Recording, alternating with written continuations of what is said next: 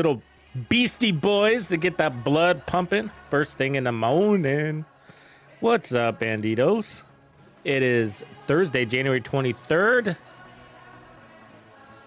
I am in Portland, and we are going to be streaming The Division 2, getting into some Reanimated. Jumped in a little bit. It's, as you would expect, plus a little bit of bugs here and there. How many of you are experiencing bugs in The Division 2 since the maintenance that happened on Tuesday? Oh my gosh.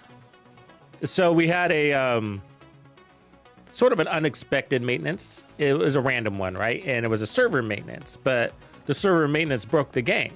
I mean, right?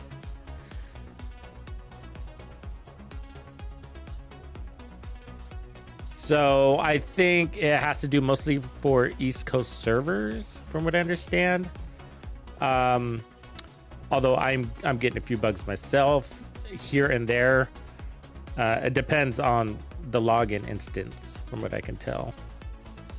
Like, for example, I'll lose weapon audio or partial audio, so all I can hear are the NPC language.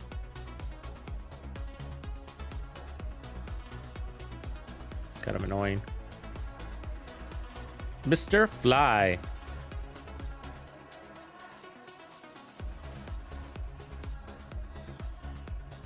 So yeah, that's what's up. We haven't played Reanimated in a while, and it was actually formerly my favorite global event in the game. And I mean, it is by design, but ever since they buffed it, it kind of got too strong. I mean, you can't even make builds around it. It's so strong, you can't even make builds around it. I mean, you can run like all blue, blue everything, blue everywhere, blue, blue, blue. Put on the weakest fucking pistol you can find with the largest mag and go around one-shotting everything. It's like that, you know? So they buffed it, fine. But then, you know, the green clouds of smoke end up killing a lot of the enemies for you. So you're not even getting in on the action because the green cloud is so strong. Which in turn creates more zombies. So that's okay, I guess. There's a return there. You got something else to kill because they get back up. And that can be a surprise. But they were previously killing your allies too. And I don't know if that's still the case. What up, Moo?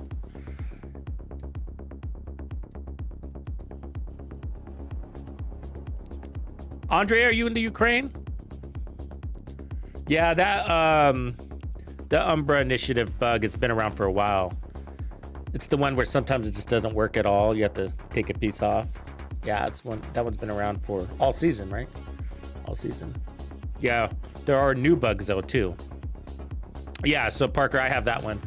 I think Xbox is mostly, you know, I mean, West Coast is mostly bug resistant right now, but it sneaks in.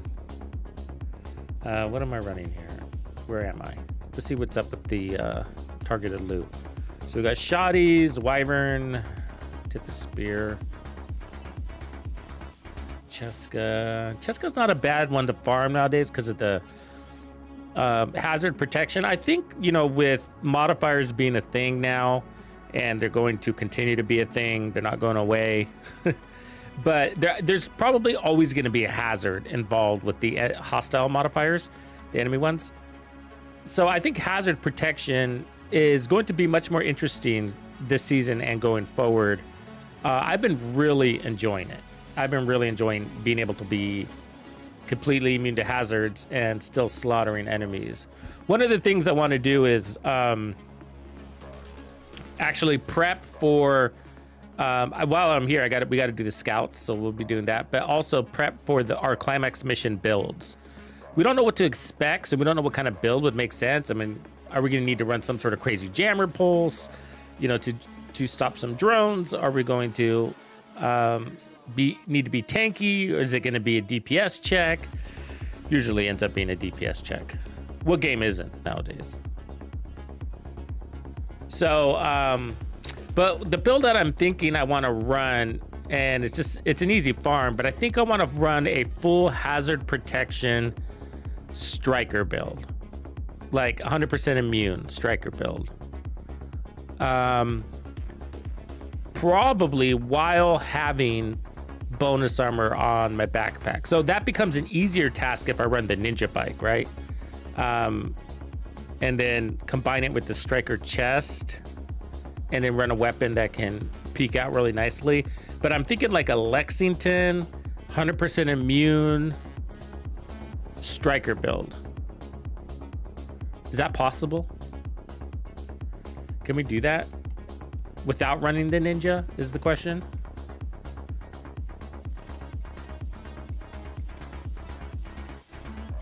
That's what we're gonna check. So let's farm for that. Do I have, I mean, Cheska, so we're in Cheska land, so that's not bad. So if I get a really good Cheska chest, which I probably already have. So if we run a 2-piece Cheska, both with hazard protection, thinking striker.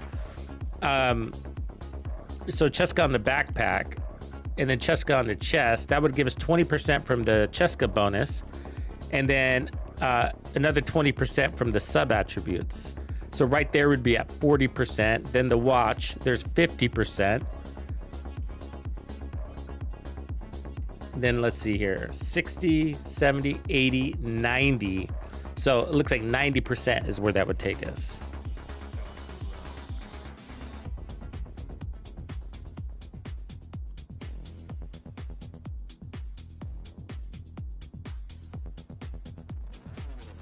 Yeah. So we're just gonna be just under. I guess that'd be okay. We could just go with as close to it as possible. Yeah, just like 90%, right? I mean, unless we decided to go with the mods. We could run the mods, just run the disorient mod, one disorient mod, because that would be the major threat. And then maybe you want to do the fire mod too, because it's annoying to catch on fire, because you catch on fire and you're disorientated. Or we end up running the no, not that I'm aware of. There's something with that. I mean, you got the explosive resist, immune to explosions coming from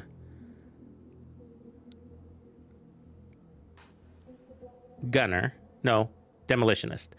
And then that one, survivalist. Does it give you partial immunity to fire? God, I'd have to look.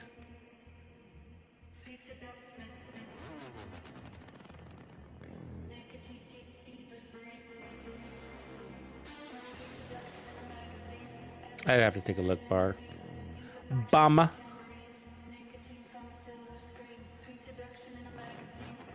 All right, so we got some ammo. And so let me see what Cheska chest pieces I have. I might already have the Cheska chest piece for this. And so I think it's the striker pieces I probably need to farm. Yeah, so there's the Cheska piece. I mean, there's one of them. Here's another one, but yeah, okay, we're close. This one would work. Perfect. Okay, so we got the chest piece. So we need a Cheska backpack, and I don't think I have that. All right, we know what we're looking for. Let's do it. Cheska backpack. Go.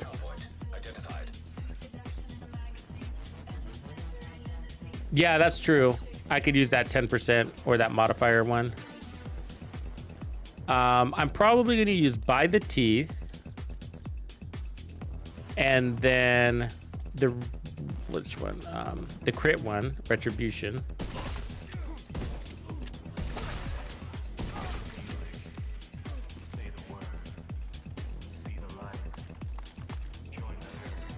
Stay down. And the movement speed is kind of nice, but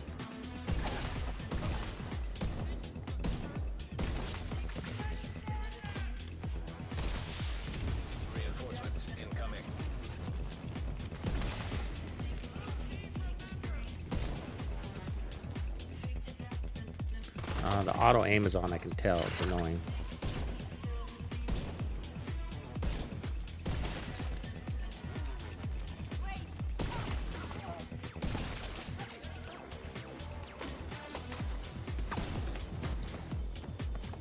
You know when you get that feeling that you're fighting with your own controller? Yeah. That's how you know.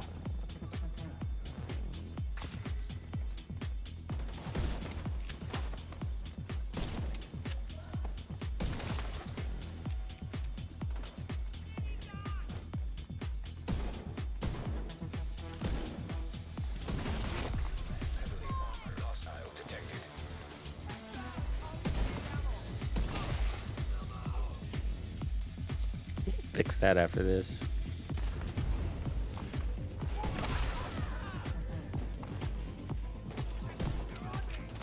Double tap.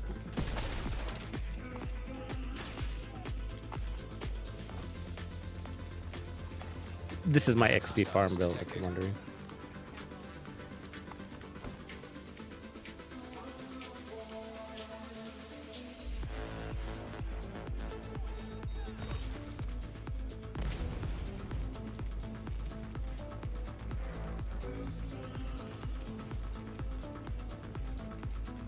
There they are.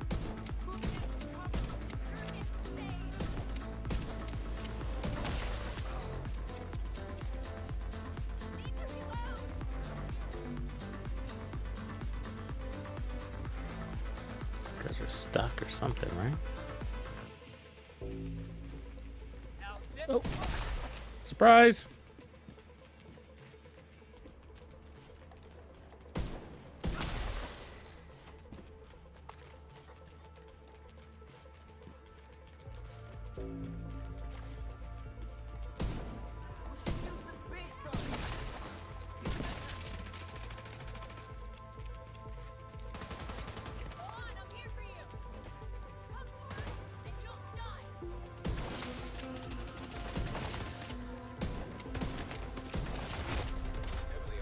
Where'd this guy come from? They're coming!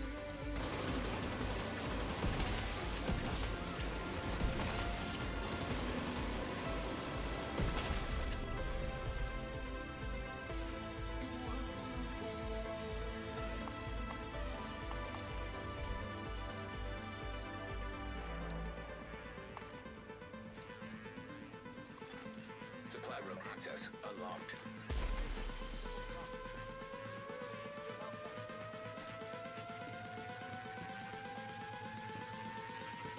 Really? There's a stop right here? You see that? I don't remember that. The fuck? I'm pushing forward. It won't let me go. He wants me to jump. That's annoying. That kind of shit gets me killed. You know what I mean? I'll fight him like I can't go forward. The game goes, haha!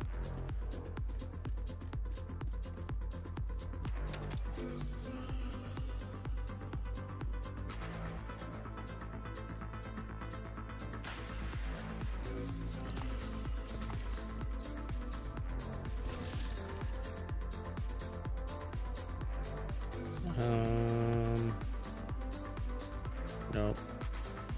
Okay.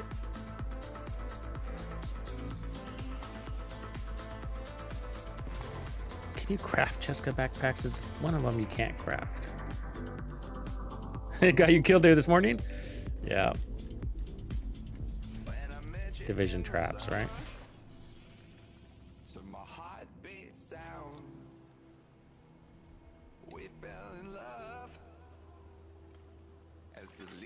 Hostiles guarding location nearby. So we got player expressions coming next season, or we're supposed to. They didn't say much about it except for we have player expressions coming next season. What up, Big T? It's tomorrow. Yeah, midnight. Midnight, bro. You're good. Yeah, I'm mostly working on, I just need to get some, I'm going to make some recommended builds, 1 or 2 recommended builds for the climax mission. Going in blind, of course.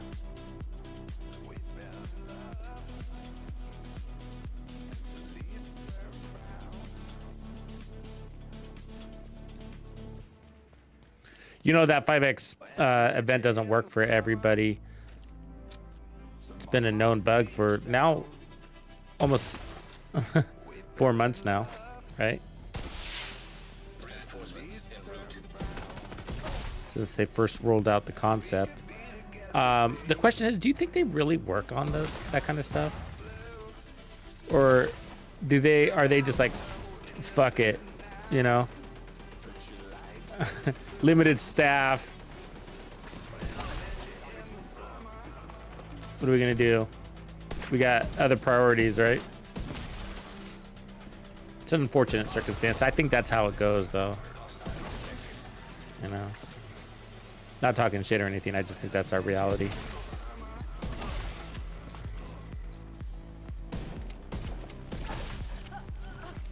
Detecting additional hostile contacts.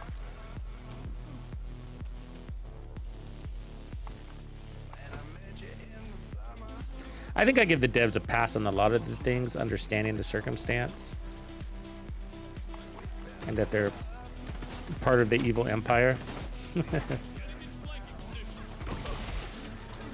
The one that I don't, though, is the communication thing, because it's an easy fix, and I think they can manage that.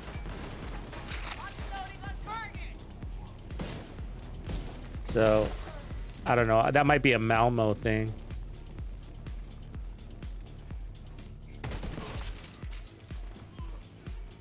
Maybe in Malmo, they don't like to discuss things openly. Or in advance. I don't know. It's a regional thing. What up, squad? In the house.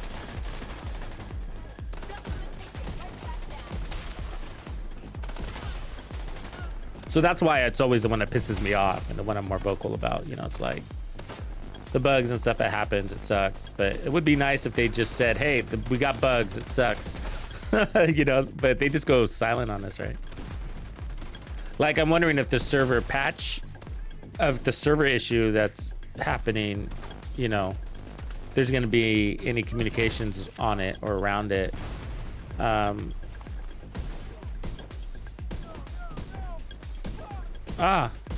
Really?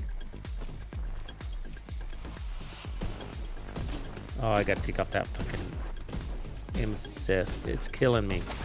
Oh my God, that's fucking horrible. What up, Fear? Perkinini, thanks for subbing again.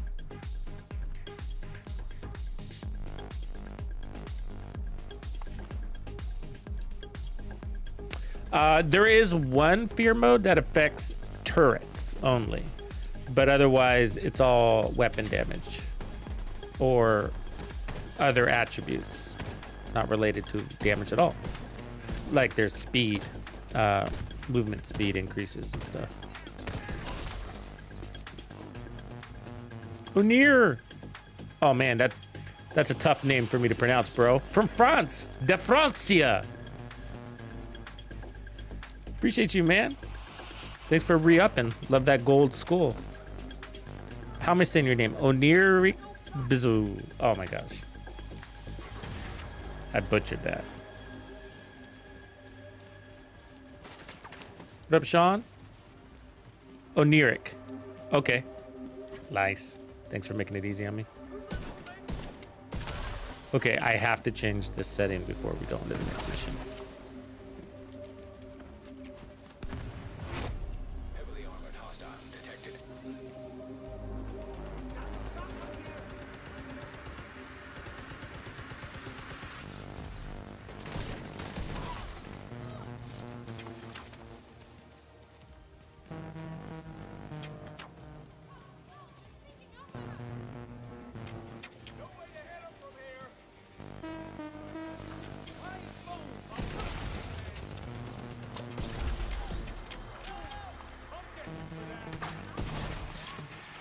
I wish we had a weapon that put out green smoke like that. A corrosive weapon.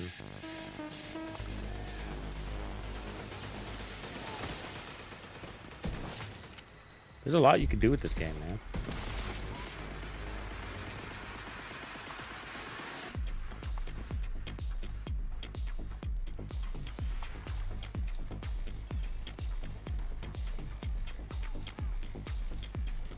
Early transmission, Ulox. That's right.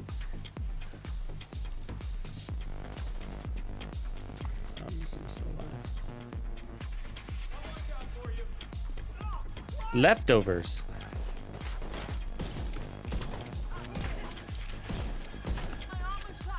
Yeah, so sometimes I get up kind of early and I'll work on videos and get to the end of a 12-hour day or whatever, and then I'm like, oh, I'll lose energy for the stream. So I figure, like, man, I better stream now or I'm not going to. Supply room access unlocked.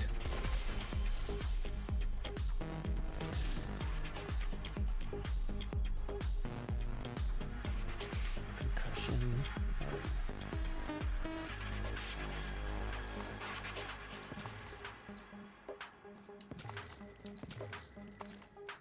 Okay, let's fix our settings. Can I do that from here? Yes. Controls. All my settings are off anyways. They reset all my customizations. Aim assist, yeah, you gotta turn that off, man. It's violent. Ulox making it rain. Be here when Ulox is here. You get a gifted sub. Thanks, Ulox. Congrats, everybody. Gets one.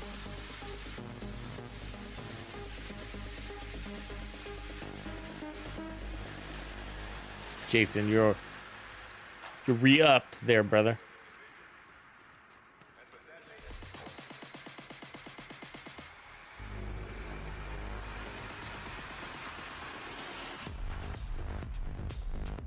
Cheska. Ooh, that's a nice hazard protection on that one. It's got efficient.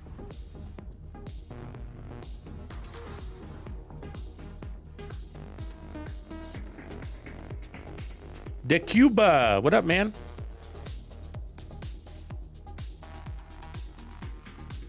Are you on? Good, man. I'm glad you're hooked. Are you on level 40? So you can't participate with these events until you're level 40 and back to Washington, D.C. Assuming you are, you just have to go into your menu. It's pretty easy to activate this event. And so you need to activate this event by going to this menu here, and then you go in here, and then you just hit the activate button. And then you'll get red stars every time you level up your character. And ultimately, you level up through this mini rewards track, and then you can spend those red stars at that vendor. Okay, there you go. So yeah, that's all you have to do. So the name of the game is XP. So you're looking for the most XP per hour, and the best XP farm method is usually a build. And then what you choose to use that build is up to you, with minor differences, but the reality is it all breaks down to close to the same thing. And so just go for your comfort level. So if you're kind of new to the game, maybe control points are hard, too difficult for you to farm. So you could maybe drop down to challenging, put on 4 directives, and do what do you call those? Public executions. Yeah, public executions.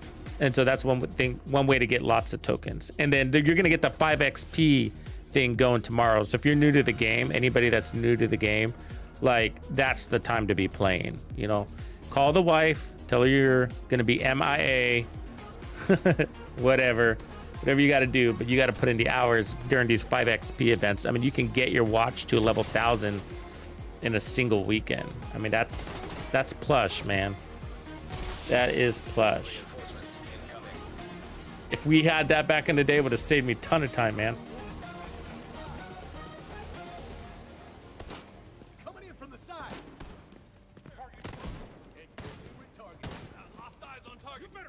Somebody hold still. Location nearby. We've lost one. Can't take much more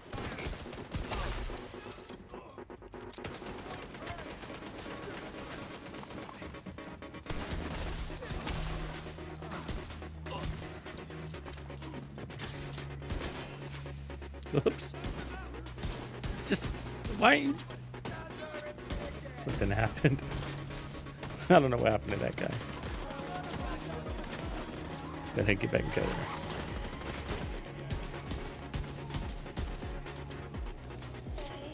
We gotta reproc again. That one guy took away our damage.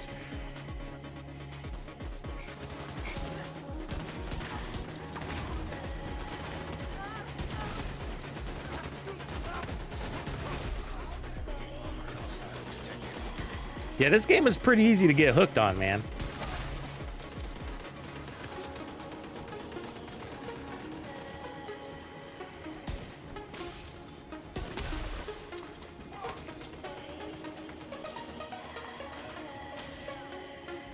I mean, it could be so much more massive than it is too, which is crazy.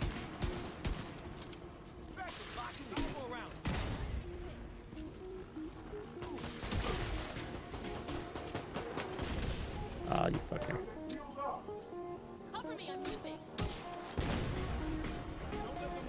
I'm not.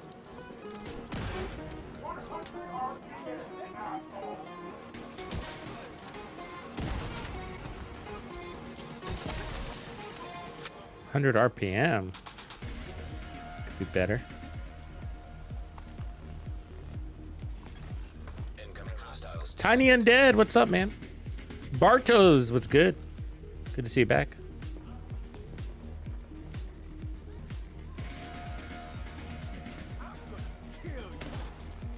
I'm on Xbox, if that matters, Bartos. I think there's probably a blur setting too. Mine's probably on default right now because they reset all my crap, all my settings with one of these updates. And too lazy to go back through and fix it all.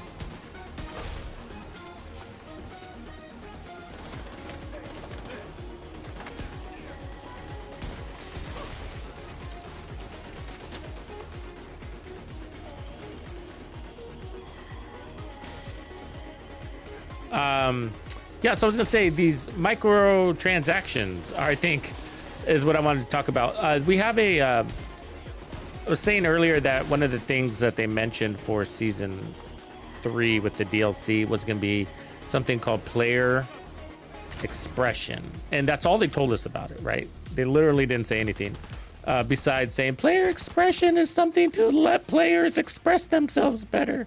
It's like, okay. We know nothing. But you know what I think it really is it's a refresh. It's a new system, I would say. This is my best guess. It's a new system to allow for greater customization of our characters. What that entails, I don't know, but you know, I'm guessing like custom paints and stuff like that, or maybe more abilities to personalize the look of our characters, and then probably a lot more clothes and stuff like that, you know, apparel. And the question is why, right? Why? And I think the answer is money.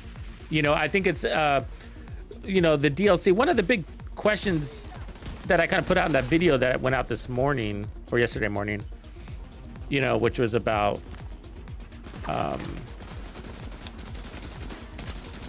whether we were going to get a new gear score, which I don't think we are. But why now? Anybody ever think about that? Like, why the DLC now? Or it was supposed to be last year, but you know.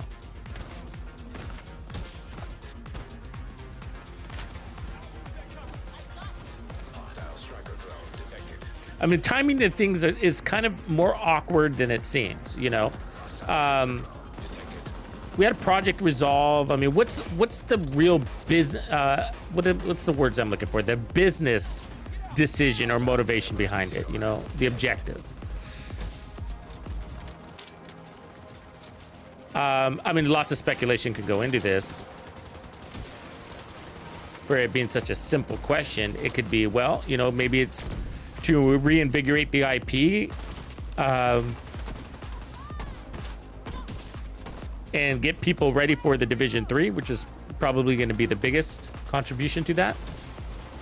Because people are, although we get new players, a lot of people are hesitant to jump into games that have been around for 7 or 8 years, right? Because it's so mature, it doesn't make it easy for that person to enter because the rest of the community is so far ahead of them.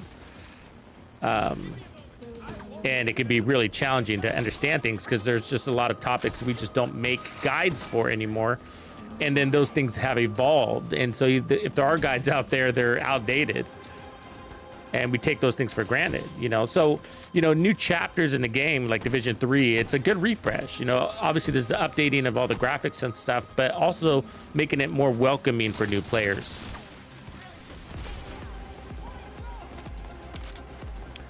But I think it's also a good opportunity, the DLC part, particularly, because I've been thinking about it, like, why are they doing this now? Like, why are we getting the DLC? Because the Division 3, because, like, I'm not a big fan of gear refreshes, like, giving us level 50.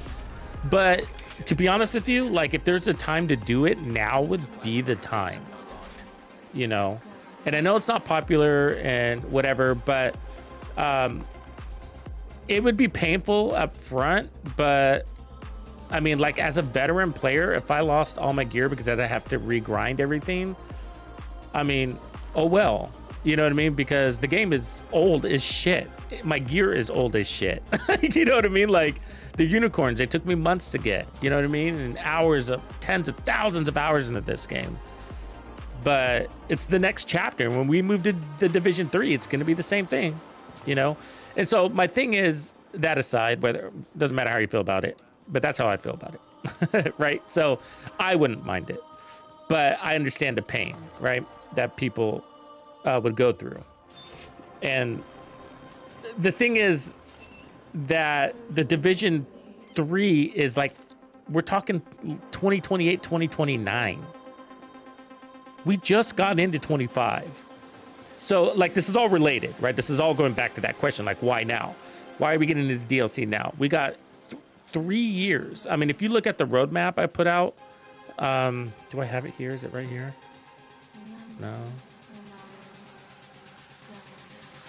I don't think I have it here.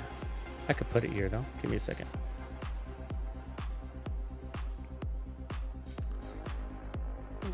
Where am I? There. Let me put the roadmap up here real quick.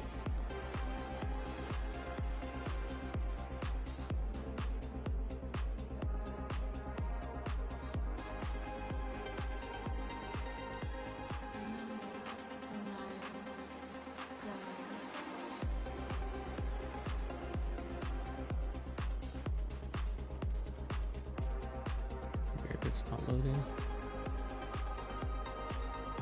Oh, I see what's wrong. There it is. Okay, it was off to the side. So, right in the middle where the Statue of Liberty is, that's basically where we are. We're where the little chest is, the climax mission, right? We're about to get the climax mission, and then right after, in theory, we're supposed to get the Brooklyn DLC, and then after that, we're in the dark. Right, we're gonna have season 3 stuff, but we don't know what's on the roadmap, and that's typical of Ubisoft or the Division franchise. So that doesn't worry me. That's just how they are. It's always like that, right? So I expect when we get the DLC, we're gonna get a refresh on the roadmap that talks about year 7. But at the very right, we have the Division 3. I put it out there earmarked, but it's like way out there. And so my question is like this, what's weird about this is we're going to get this DLC. We're going to whip through it in 8 to 10 hours, right? That's typical DLC time frame there. Remember, this is a story DLC. So we're going to get a map expansion or the area, right? Added to New York. We're going to get new story side missions, basically. And then from that, otherwise, it's mostly going to be just a new season, right? So any weapons we get, any gear we get, it's all going to be just seasonal stuff. Typical, right? And so because it's a story DLC, we're not going to get major mechanical updates to the game. However, we know we are because they told us, right? But one of them is going to be the player expression. That's a new mechanic. That's a new system they're adding to the game, whatever that is. It's an overhaul. So, you know, I mentioned this, although they're saying it's a story DLC and it's not being marketed as a expansion like Warlords of New York was. It's still somewhere in between a DLC and an expansion. It's just coming in pieces, because the season refresh, you could say, is what an expansion would do, you know. But they gave it to us ahead of the DLC. They broke it up in chunks, and I think that's because, you know, it's how they can make it more manageable. Partly because it's an old game, and I think they want to do it in stages because they know things are going to break.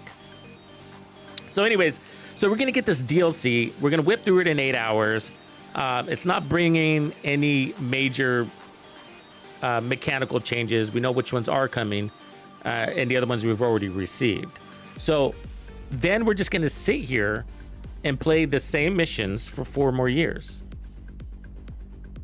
3 more years is best case scenario, right? 3 more years is best case scenario. And that's what I'm saying. Like, oh, so what update are we going to get between now and the Division 3 that is large enough to warrant a gear refresh? And I don't think there's going to be one. I think that's, I don't know, you know, it's possible we get a new mission type or something like that. I mean, shit, we're 3 years away, but my bet is that we're going to be on maintenance mode, because the team at some point is going to start shifting over more focus to the Division 3. They're going to pull assets from this team. I mean, they're the most experienced team we have.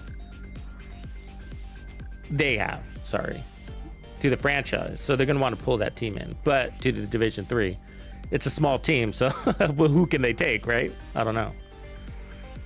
But that's why I'm just thinking, like, yeah, I don't want a gear refresh either. But, you know, 4 more years of the same gear might be worse. What's worse? You know? I create the roadmap. Arch your back. I create the roadmap based on what they tell us. So I'll go through articles, interviews of Yannick, and any of the updates, the live streams they do. I'll pull intel from there. And then if it's speculation, then I'll label it. So, but for the most part, that's all pretty solid stuff. So it's there's that. But okay, so why now? Going back to that, I know I'm all over the place here, but I'm trying to put my thoughts together. Part of it, I think, is it's the store, right? And I think what they needed to do for a long time, and I agree with it, is that they needed to update their monetization system. You know, like how they make money. It's behind the times. This new season pass was part of that. So they refreshed that. So this is all part of that. They gave us now multiple methods to buy into the season pass. So you have the premium plus. And then otherwise they've been kind of dropping in apparel with every update, right? Basically once a month, maybe. And the apparel's really expensive.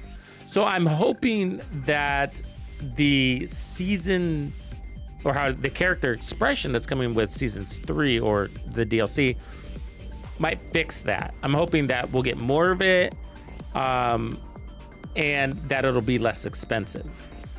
Because right now, I mean, fuck, man, $30 for an outfit is insane. Bro, that's a whole game.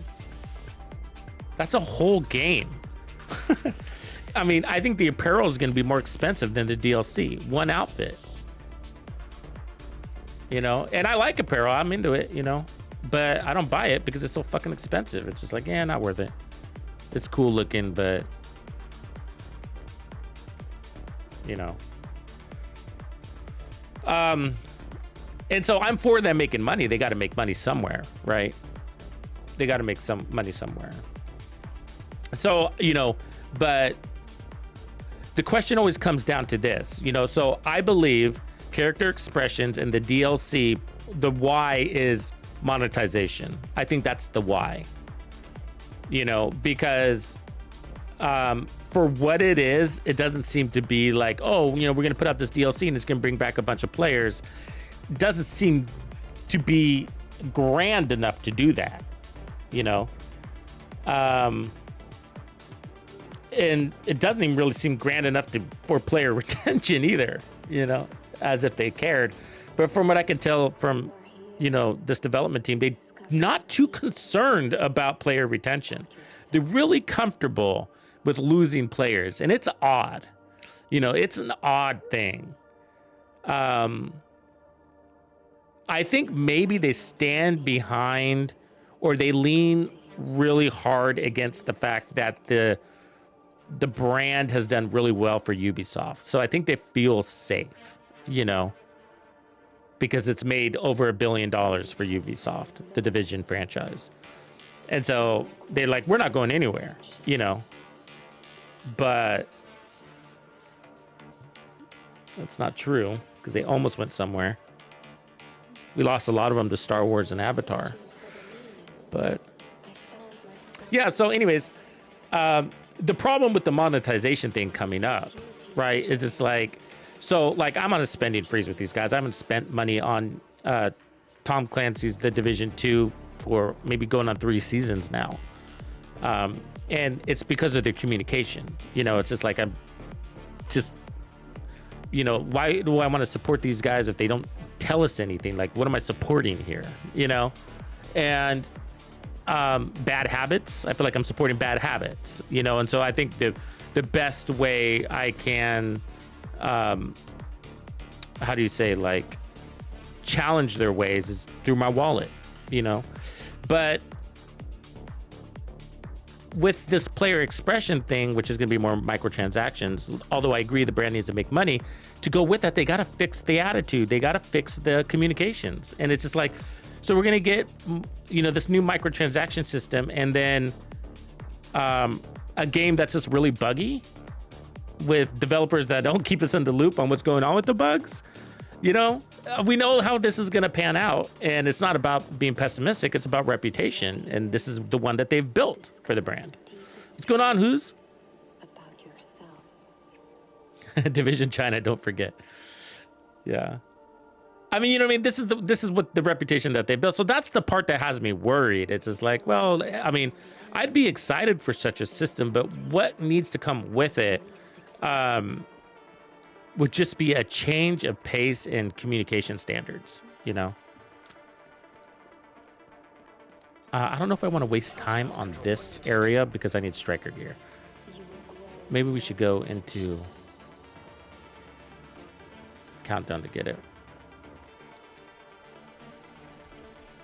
So yeah, I'm a little on the fence. I don't know. What do you guys think about more microtransactions in the game?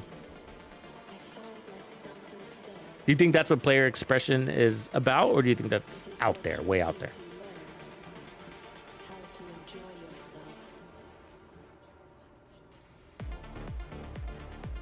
Just trying to connect the dots. All right, let me put on a countdown build because we need to get some of that shit.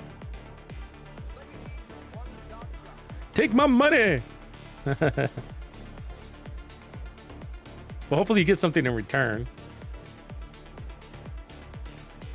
Okay, so let's run this. I'm just gonna put together easy striker build. What am I running here? Why do I have that there? Oh, Picard's full stack. Let's go to SMG. A little assault rifle in case we need to change that. The Lexington was a limited time thing, so you can't get it anymore unless it's already there waiting for you in your mailbox. But they're trying to come up with other ways people can earn it. So I wouldn't expect that till next season.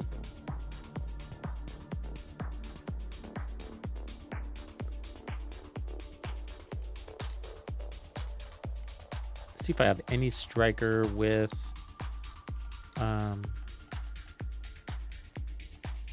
Hasbro already before we go out there. So I can see what pieces I need. There's one. No, that one doesn't count. We need it to already be there so I can decide to run armor or not.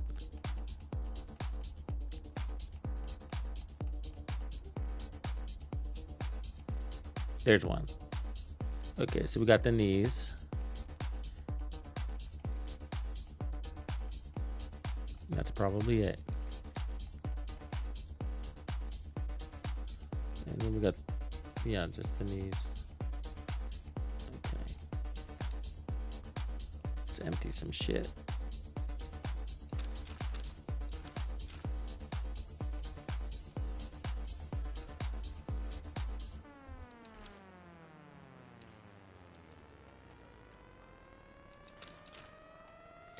God, I think I'm just gonna end up deleting that hardwire again. I just don't like hardwire, man. It just doesn't feel good. It's so boring. Oh, there's my dog.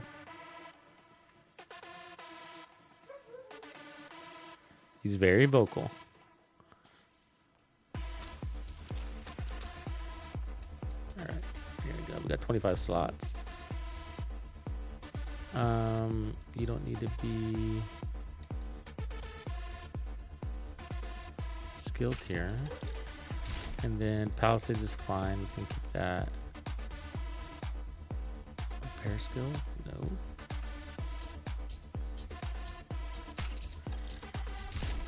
Dick Trickle? He's here!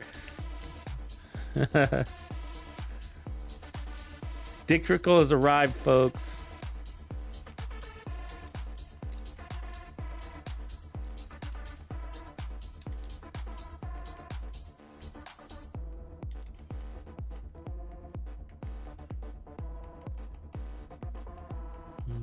We're gonna put on some protection from elites here because I'm not gonna run bonus armor. It's gonna keep this build as it is. We'll just go for it.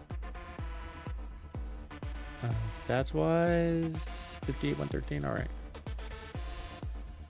Oh, we need to change this mod. Nope, that's good. It's been a minute since I've been in there. Looking good, Agent. Countdown has been a minute.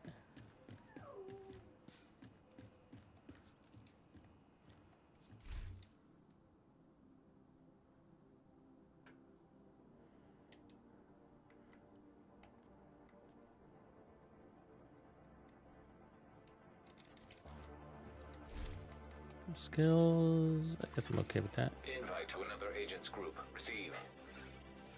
Sorry about You my dog. now in a group. Oh, you want to join, Tiny? Yeah. Are you on Xbox? Are we already friends?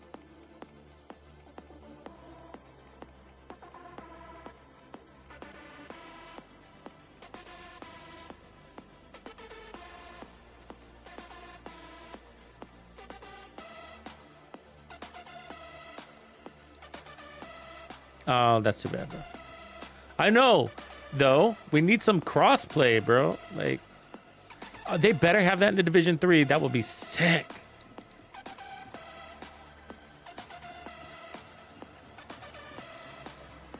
Legendary Countdown. That would be worth it. Oh, I can't prove you wrong, Texas. I can't prove you wrong. Yeah, he's a pretty confident fellow.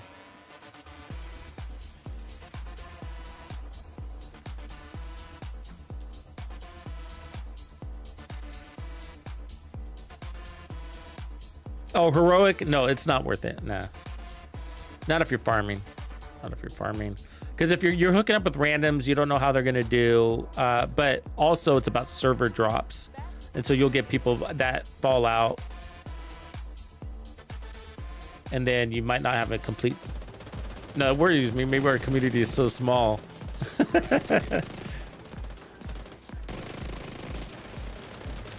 Just kidding. Doesn't really worry me. Let's see, reactor, eliminate hostiles in the cooling tower. Let's see, turbine is where you want to go.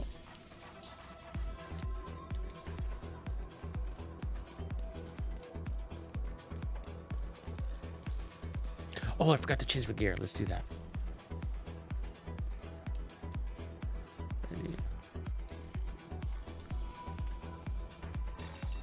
Shade tech detected. Negotiators would also be a good one. The problem with negotiators is that it relies, I'm thinking for the climax mission, because it's going to be a team-based mission. The problem with it is that it requires a lot of crits. Thinking out loud. So putting hazard protection on it might bring your crits down, your crit chance down. But with retribution, you might be able to pick that back up, and then your weapon mods. So we might be able to get it to work. Striker usually outperforms anyways. Hostile sniper turret detected.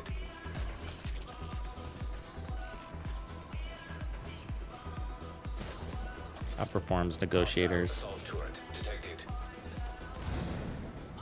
You know what I mean? Like, you can do pretty good helping the team with negotiators, killing multiple targets at once.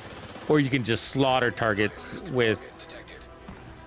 Do your part, right? Do your 1/4 share by slaughtering targets with Striker.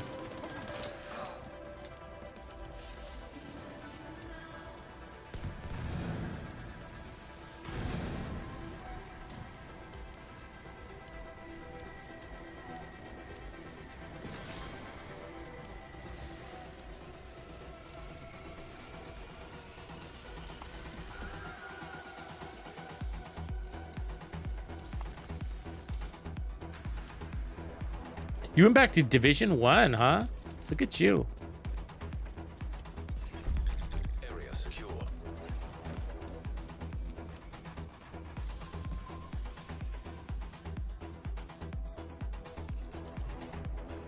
So what are our options? Protect the VIP at the reactor. Yeah.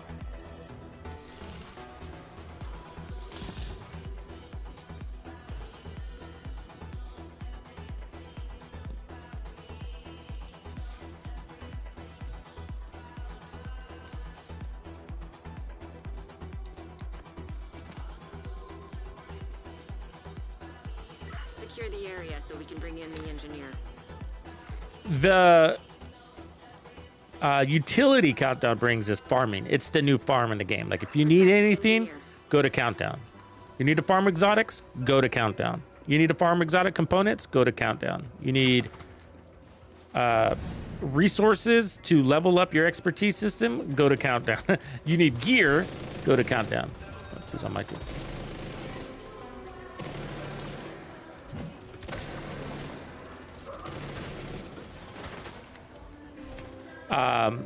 Otherwise, the objective, it does change.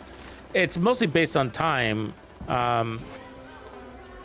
They give you a timer to complete these objectives, and there are basic mechanics with each encounter. So this is considered an encounter that we're in. And in this one, the basic mechanic is to protect the VIP. And so you're looking to do all of this.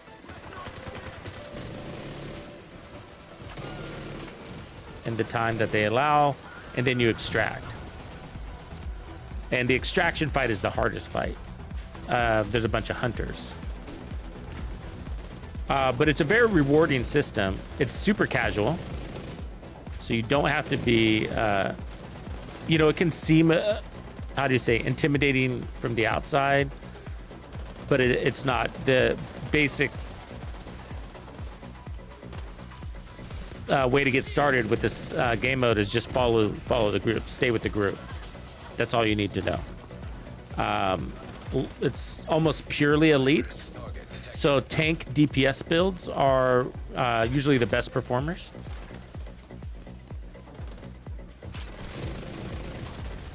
So you won't see skill builds in here a lot, mostly because of the hunters. They can hack your skills and use them against you.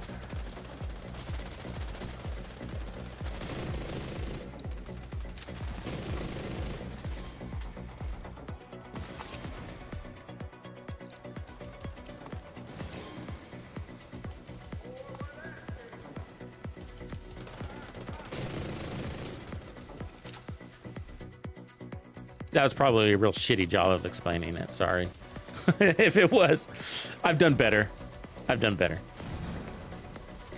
They split us into 2 groups and squads just because it's kind of raid-esque. It's like a very casual raid. It's an incursion, really. They don't call it an incursion, but it's an incursion, which is a casual raid. And so you have, you know, group 1, group 2, but they don't really mean anything. You're just spawning as a unit on different sides of the map. But if you're in a very tactical team, or you play with a group of friends that are really tactical, then it plays a role. But for super casuals, it doesn't really. But if you're in 2 squads, you can split up to try to get optimal times. So team 1 takes down, you have to take down 3 encounters. Is it 3? It's 2. You have to take down 2 encounters to unlock the final encounter, and then you extract. So if your team splits up, and they're good, then they can get it. You can get this whole thing done even faster, and you know, compete for best times. But the hunters are so goddamn strong that they can wipe a whole squad. And so for casuals, it's better to play as 8 instead of as 4, so that you can just get the hunters out of the way. And so that's why the step 1, clear all the hunters. Which is 4 of them. Step 2, clear 2 objectives. And so you do the 2 objectives together just because you're already together at that stage. And the objectives are random. And they also give you something called countermeasures, which are a system of debuffs and buffs. So you can get more skill damage, or faster cooldowns, or more weapon damage, or stuff like that.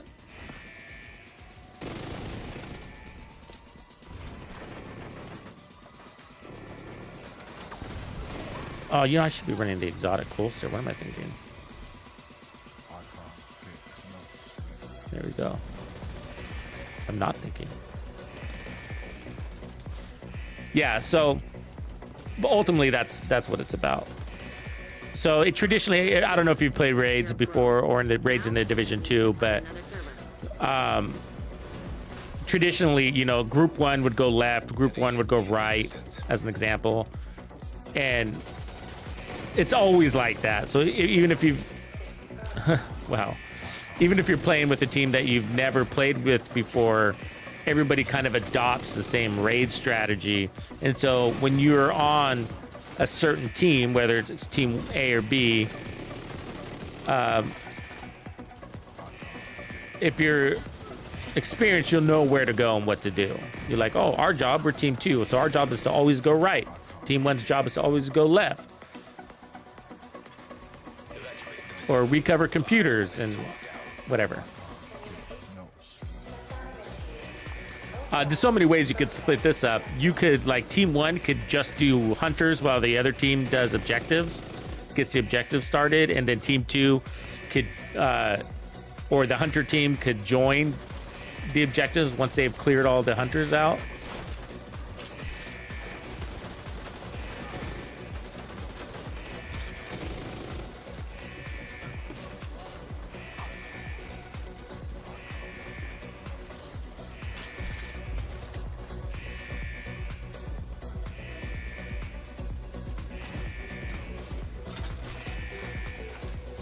The Steam one really sucks when you get that. Yeah, so what I'm doing right now is the one we're in right now is the final objective. So after this, we're gonna extract. And when we extract, that's the hardest part of it. So if people fail, that's usually where they fail.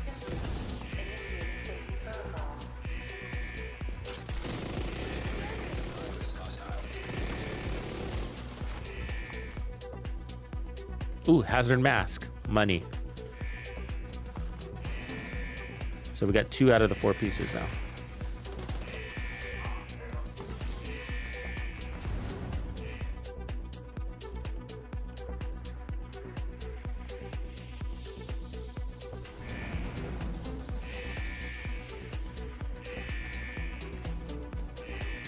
Really, really sees exotics? I don't typically. I couldn't tell you from my experience. I don't normally come in here for exotics. I don't normally come in here, actually. A recommendation for players is to come in here at least 2 to 4 times a season. I mean, a week. Sorry. 2 to 4 times a week. Because... Ooh, that's a better mask.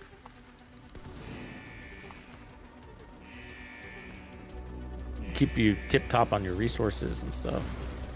System rebooted. Communications restored.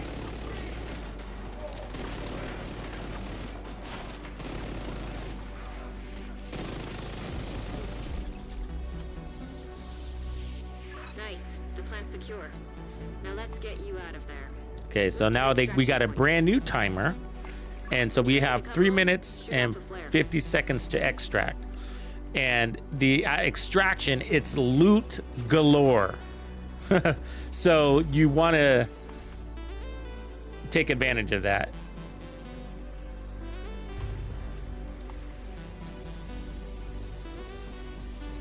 And when you extract successfully, you get credits that you can spend at a countdown vendor,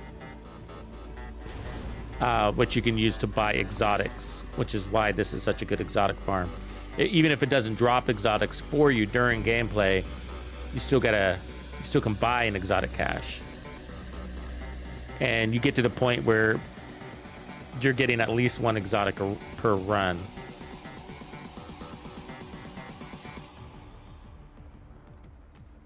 And it's a beautifully designed map. I mean, I really hope that they expand the gameplay in here.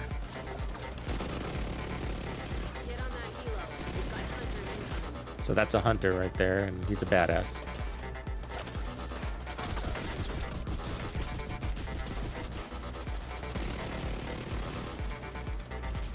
System restored.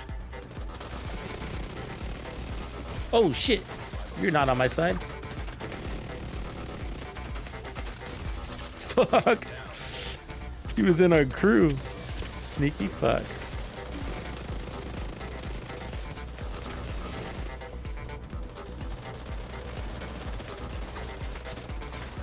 So yeah, those hunters have a serious fucking melee. I mean, they run around with a fucking axe. They're a hatchet job.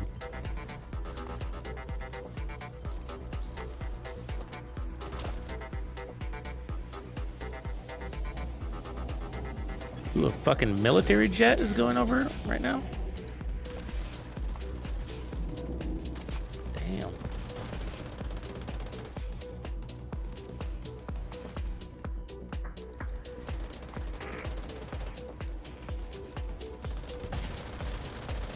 So this is why you want to team up on the hunters, right? Because they're fucking beasts. They look easy when you got 8 guys shooting at them, but they're not. Oh wait, I need that. I might have needed that Baker's dozen. It's a good gun right now, by the way.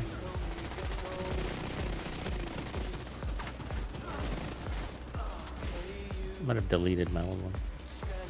So cool. So now it's all about the timer. So when we have about 15 seconds on the clock, we call for extraction. And between then, we just hang out and kill NPCs, the ads that they add. The ads that they add.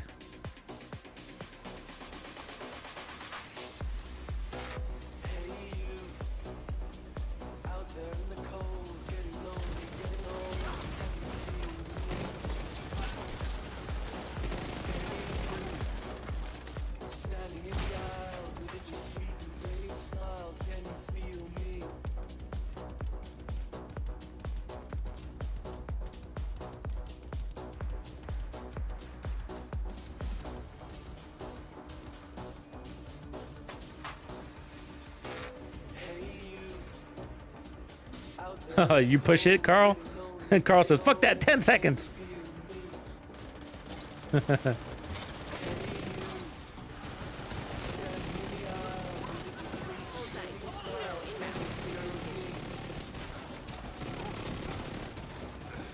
Putting on that exotic holster just changed the build, like, entirely. I don't know if you could tell. Holster's fucking crazy. one of the best exotics we've received in a very long time. I mean, it's rare I'll choose an exotic over the Memento, and I've chosen this exotic over the Memento all season. Ready for extraction. All season, man. It's a good fucking holster.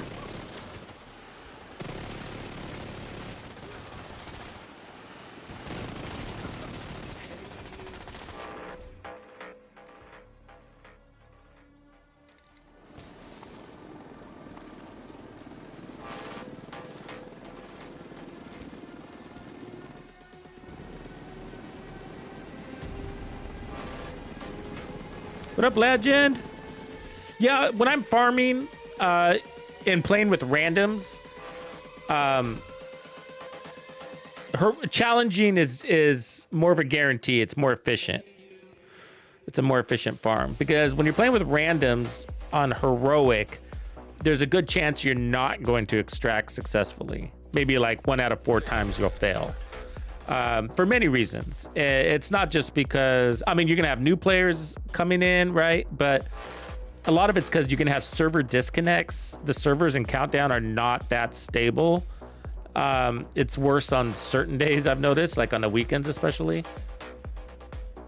So it's mostly that because you want the guarantee that you're going to get your points. And the loot's the same. I think it's just a minor. I think the only difference is it's a minor quantity and countdown credits difference.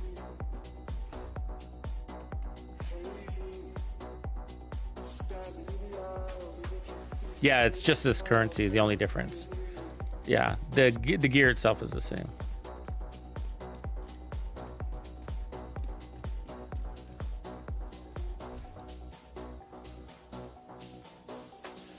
And so you could say, oh, I'm in it for the challenge, but the problem is you might not get the challenge, right? You have received an invite to another Because your team might drop out halfway through. So it's just, there's a lot of things out of your control.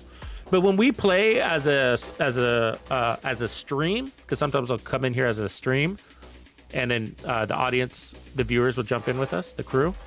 Then we make a decision, be like, hey, you guys want to run heroic?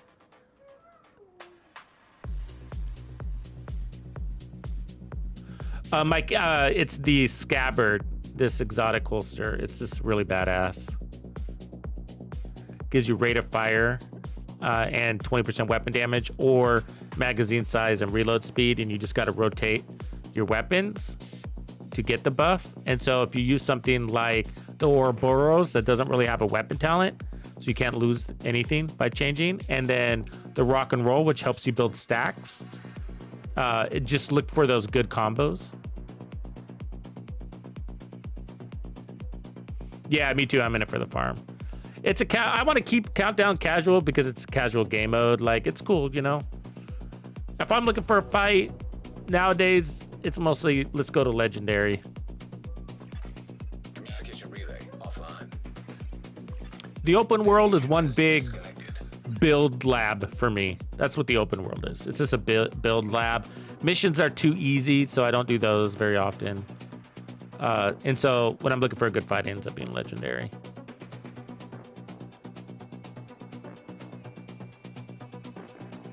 Oh, thanks, Destroyer. Good call.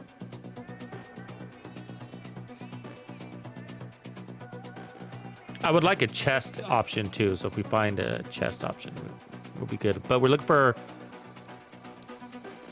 you know, now that I'm thinking about it, I might run that Scabbard holster. That's going to make it hard to go 100% Hasbro. That holster's too good to lose, man. Rikers have taken the power plant. Not sure what they're trying to do with the nuclear reactor, but they've triggered the safety protocols. The plant is going into lockdown. If that's the case, I might need a striker backpack or chest We need to piece. get control of the experimental reactor.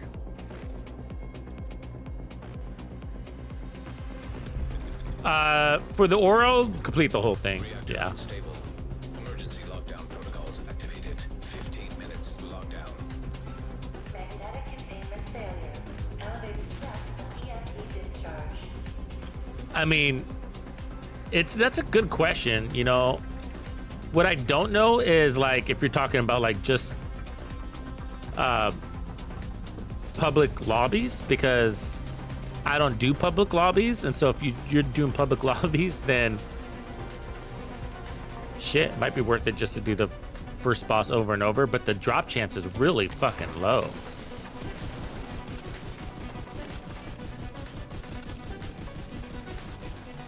This fucker.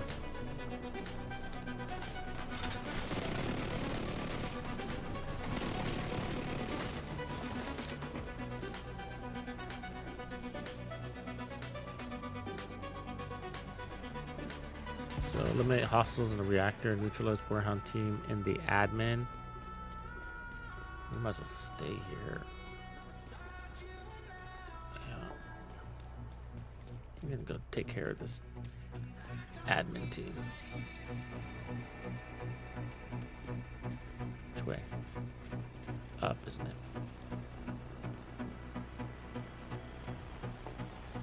Nope. Fuck. Choose bad.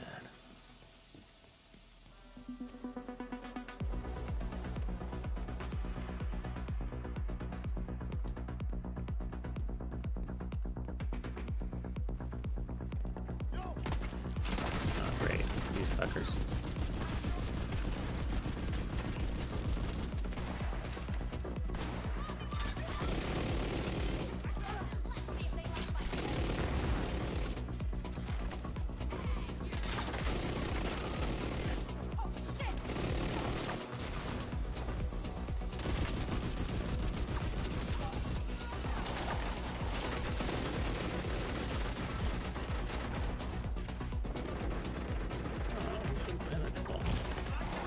Serious trauma detected. Yeah. Oops. He disappeared. What the fuck? Agent Got obliterated.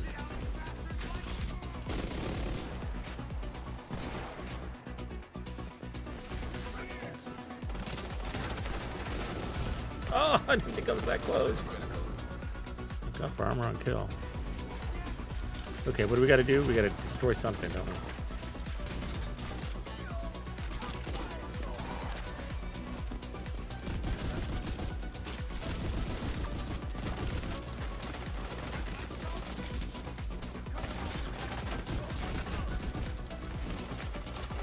Doesn't beat my ass. What are we gonna do? Blow it up? Oh shit, I should have done that right away.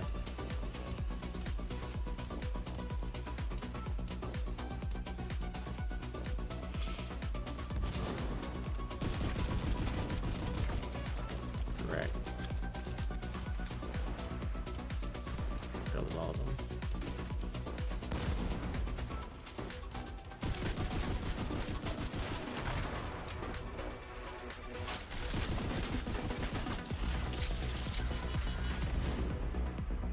Fucker.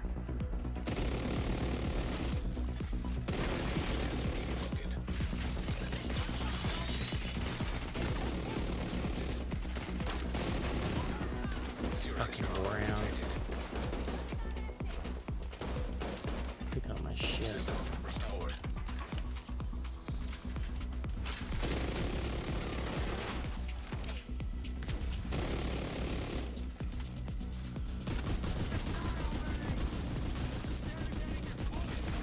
High risk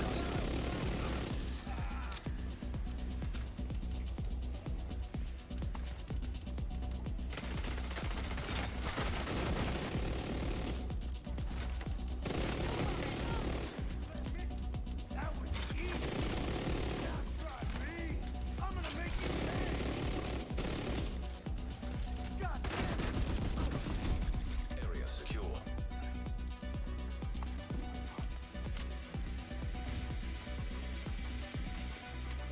Where they at?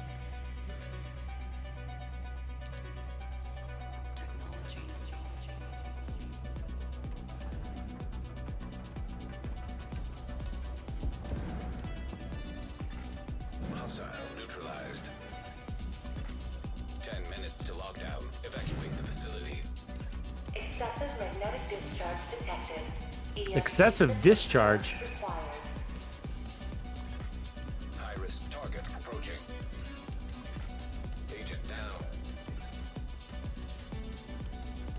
coming.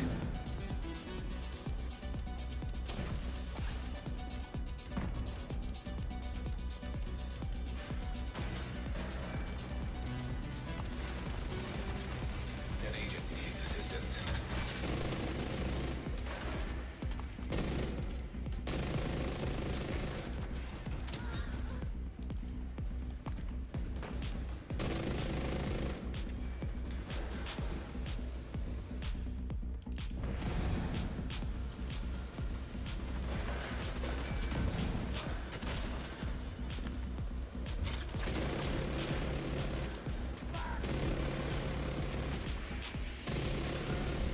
Area secure. Agent, you should be able to access that experimental lab now.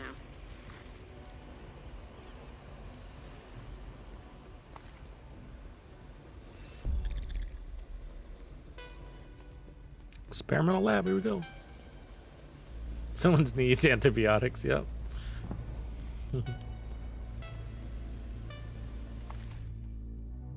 Oh, there's the backpack. Awesome.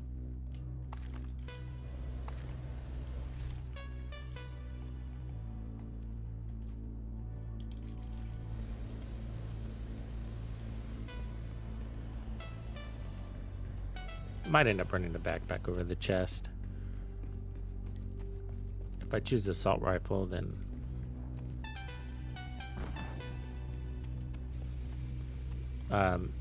if we end up playing at distance in that climax mission.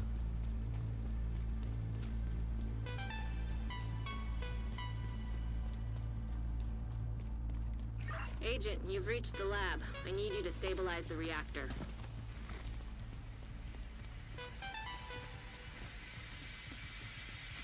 Technology. You're in. Now, just need to find Yeah, and that's a destroy good those that's a tool good cells. one too. I was thinking about that also. God, if we only had more room in our stash. Explosive resistance. Striker build for legendary. Put on by the teeth. Warning. Experimental reactor unstable. Safety protocols activated. They didn't give me that kill.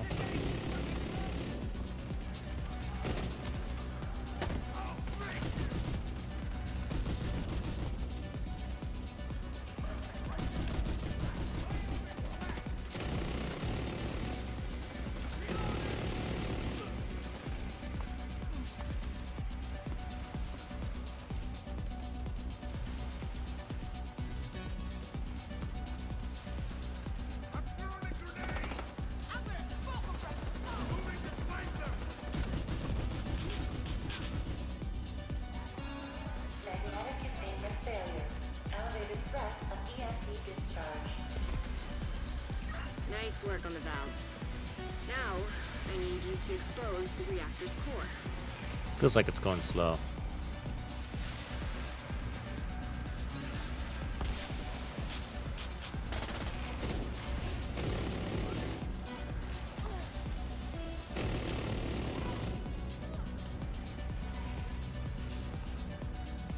The modifiers are weird in here. Good.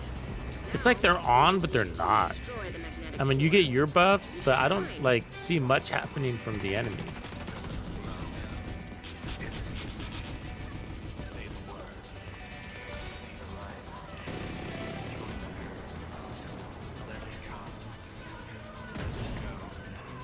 System activated.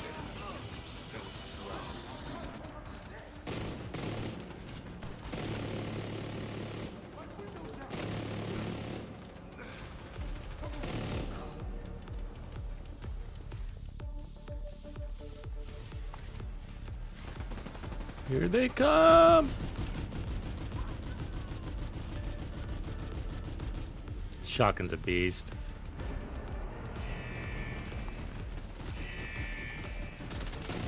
I feel like the ACS shotgun gets better and better every season for some reason. 5 minutes to lockdown.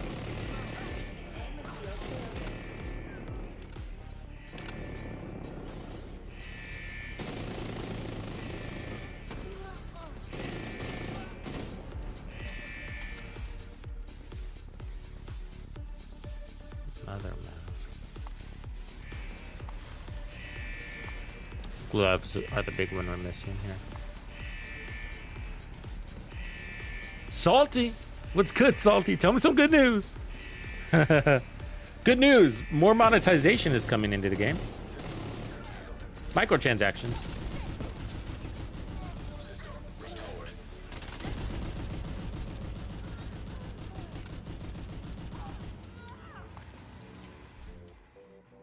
I can't be your good news bear, not unless you feed me honey.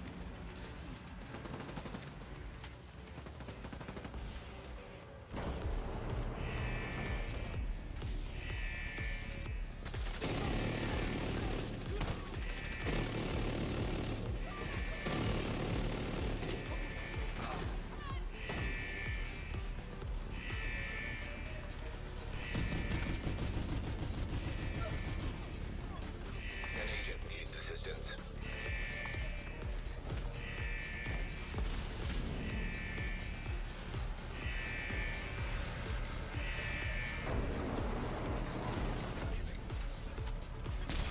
High-risk target approaching. System activated.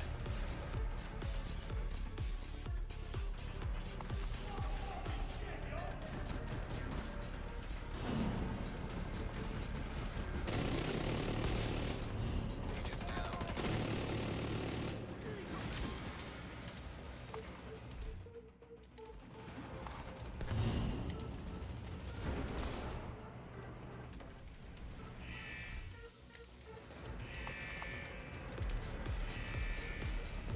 I haven't been in Descent. I know a lot of people do it for the comms.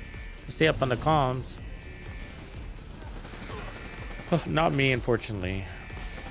Way behind on the comms.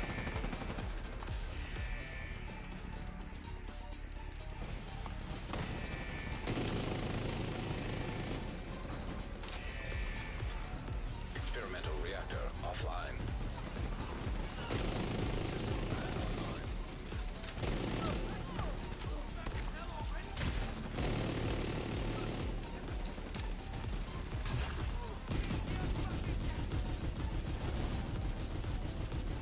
Blind.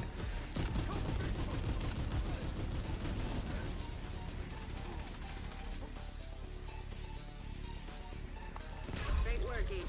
The power plant is stable. Now get the hell out of there. Shoot off a flare when you're ready for Torres to bring you home. God, that was rough, man. Took us a while to finish that.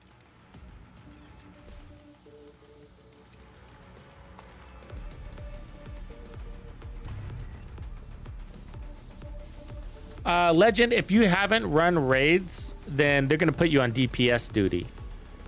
So, yeah, you want a strong DPS build. Unfortunately, if you're new to raids, you don't get much choice. If you're talking about traditional raids. But if you're talking about, like, the Incursion Paradise Lost, it kind of operates like a raid. It's sort of a success formula that most people stick to. Ends up being mostly DPS and one healer. 3 DPS, 1 healer. And healing's kind of tough. It could be kind of tough, actually. You don't have to run St. Elmo's anymore, but yeah. St. Elmo's, Striker. System curtailed. I mean, if you have the Lexington, that would be the perfect choice, but... An agent needs assistance. Vital signs critical. System restored. The St. Elmo's Striker's great, yeah. It'll work. Hostile phaser drone detected. Nice big mag. Disrupted. Agent down.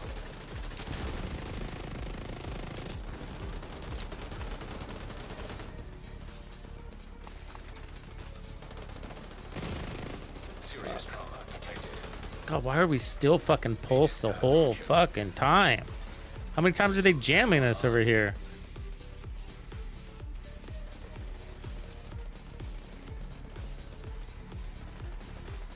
Thank you, sir.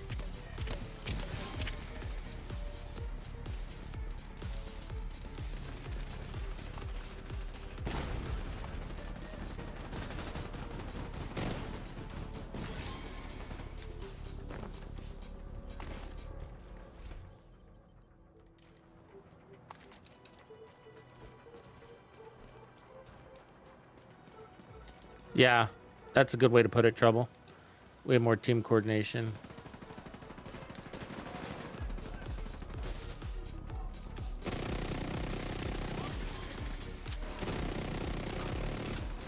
Fuck. Dude just came running there. I don't know what's going on in this fucking this run. It's all over the place. Hostile striker drone detected.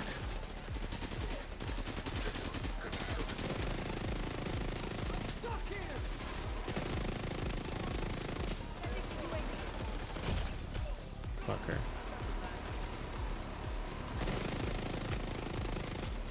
Vital signs critical. System reactivated. Gotta get these fuckers.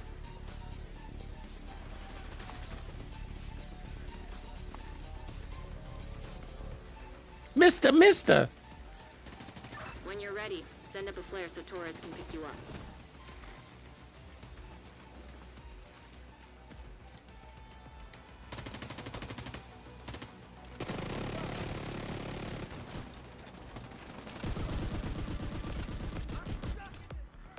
Oh, we fucking Without failed. power, people in this region are gonna be What? hurting.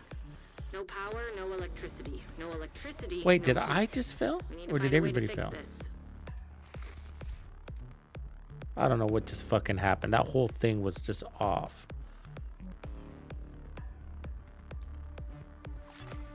Entering safe area.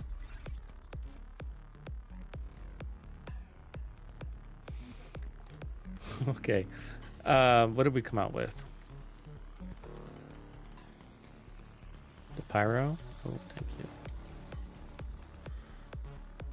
Okay, so this one's at 9.5. 9.7. Alright. So could go.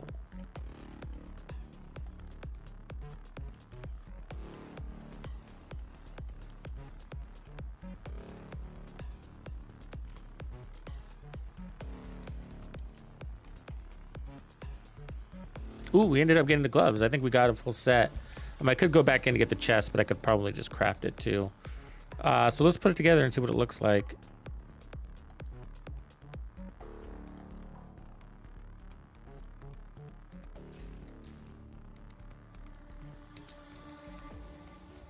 So let's assume we're going to run the Lexington, which I don't have.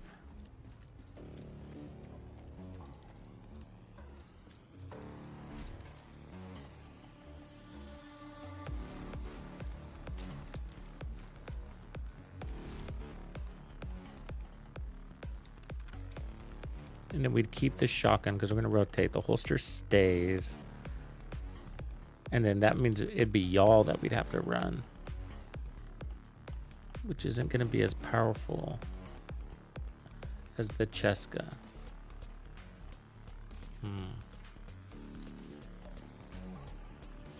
So there's that one.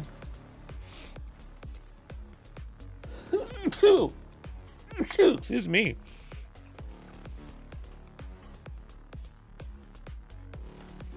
Thanks, Mister. You know what I think? I see your name, Mister. I think of that lady from Happy Gilmore, the Mister lady. Do you know who I'm talking about? Does anybody know who I'm talking about? Get me out of here! The Mister lady. Your name reminds me of that. I know that's random, but it's true.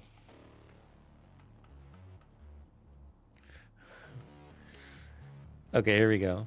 So I got a y'all, luckily. Sadly, we're going to end up running Obliterate on it. Actually, I don't know if I want to because of the crit thing. Hold that thought. We're going to run crit still, but it's going to come from Retribution.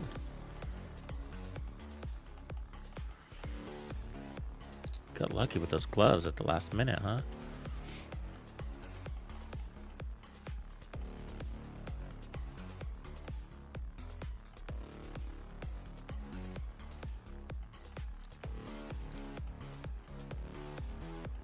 Oh, they're still in my bag. Okay.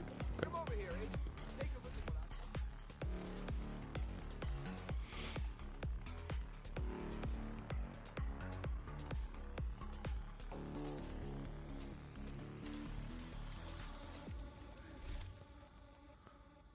More than a few times, huh?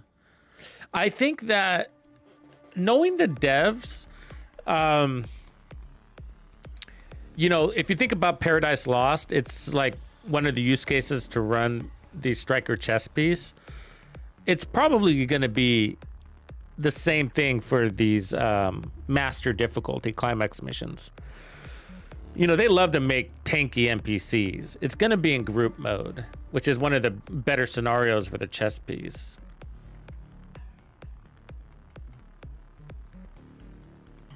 But I guess I'm playing it safe.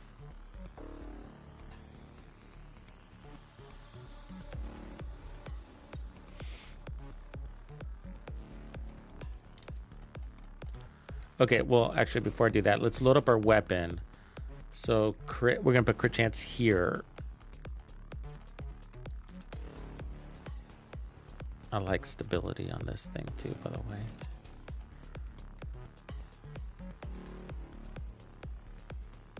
Got the mag.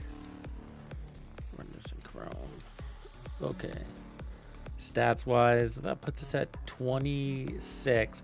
So I think if we run Retribution, that could be enough to just take care of the whole crit scenario. So that'll give us up to 50. And then if we want to play into it a little bit more,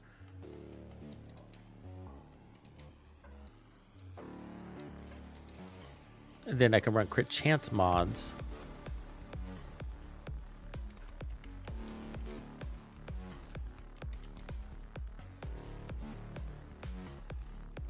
And that pushes me to 40, so we only need 20 hits. Or more, technically. But be easier.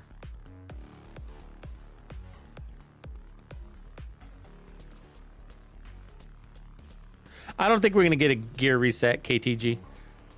Yeah, that was kind of the point of the video. I mean, I don't think it's going to happen. But we sorry for the yawn. We're getting that question a lot as a community, just naturally because of the DLC. So I tried to break it up in that video saying, well, although this is not really a traditional DLC, I gotta say, it's still being marketed as a DLC, not an expansion, and the expansion would be more likely a case to make the assumption there's going to be a gear reset.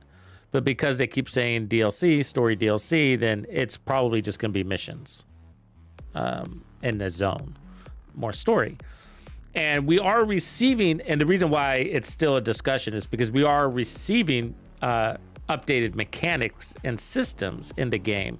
So makes it a gray area that's happening alongside the DLC. But the majority of those we've already received. So the modifiers, the new seasonal structure, whatever. And there's always still surprises.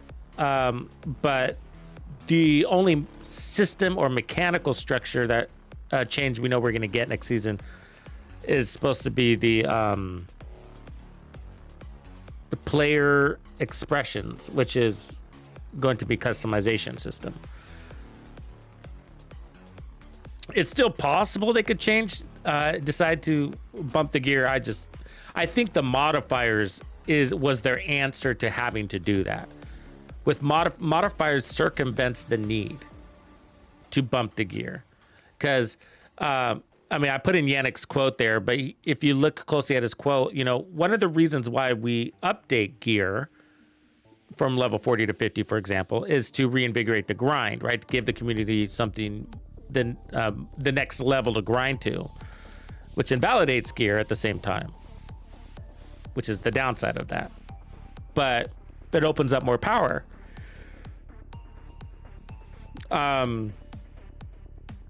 But modifiers do the same thing. So if you look at his quote in the article that I posted in that video, which was kind of towards the end, but he says that, hey, we're launching these. Actually, I can read it. I have it right here. Hold on. It's an interesting quote. Very relevant. Year 6, season 2. Gear scroll. Let's see here. Which one of these?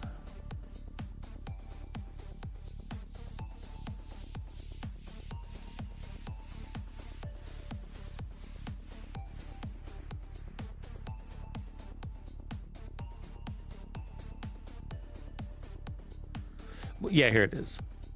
So with Seasons 2.0, we plan to add a new item type. In other words, these are very key words here. We'll be reshuffling the gear by creating new items that you'll be chasing. And these new items will have different offerings compared to the gear that you already have. So a lot is said there, but he's describing the modifiers. But the way he describes the modifiers are very close to how you would describe a new gear level. Reshuffling the gear. And so, but it wasn't. He was talking about the modifiers. And so I think the language there it's smart language. I think it's very intentional. So yeah, I mean, I don't see the point, with the modifiers here, it handles that issue. And the problem is that every time they make infrastructure changes, this whole game breaks. And so I think that's the other benefit of the modifiers, is that it allowed them to make updates on a seasonal basis and give us more things to grind for. It's a reset, right? But it's a soft reset because it's not resetting us like a seasonal character. It's just resetting our buffs and giving us a new set of them. So yeah, it's interesting. I think it works. The only reason why, like, if they were gonna do a gear score reset or update, like if they were gonna do it, unfortunately now would be the time, because we got 4 fucking years before the next game. What are we gonna be doing for 4 years? I mean, might as well fucking regrind our gear. But a lot of people feel differently than I do about that subject, and I understand that side.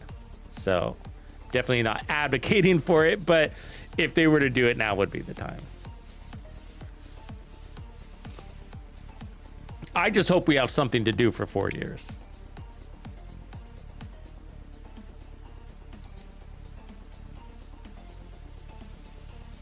Because if they're leaning on the modifiers to carry us for 4 years, man, there's a lot of people aren't even using them. I think I'm going to pull in one more crit chance mod. We could put on a PFE mod, but probably going to, I guess, play it safe.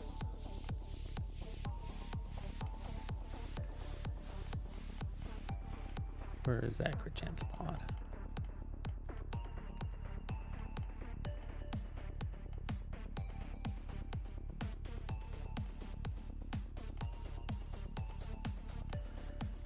The downside of this build would be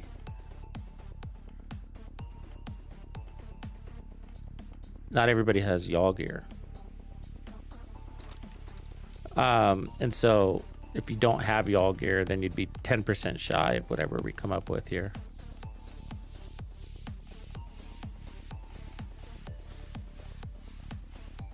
Which is fine, because I think the one that you're really going to be looking for is disorient resistance,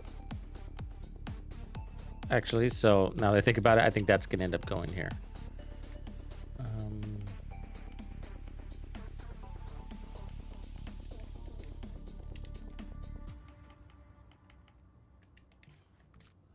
So I think that's what the build would look like. That's the one I'd want to be 100% on. Otherwise, where do we end up on Hasbro? Like, so we're at 65 before I re-roll. All right.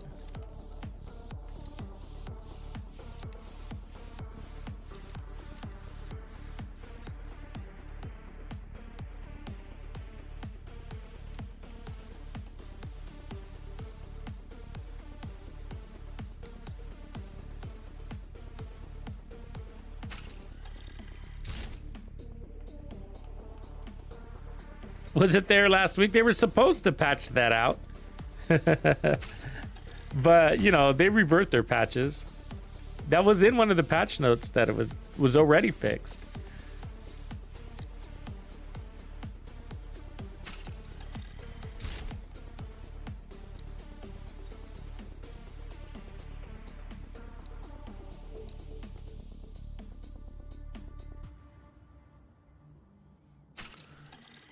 There we go.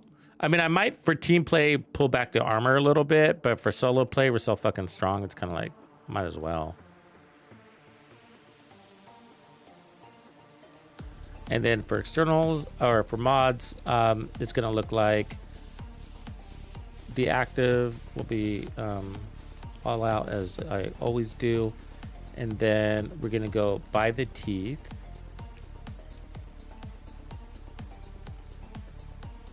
Probably, I guess, bait and switch.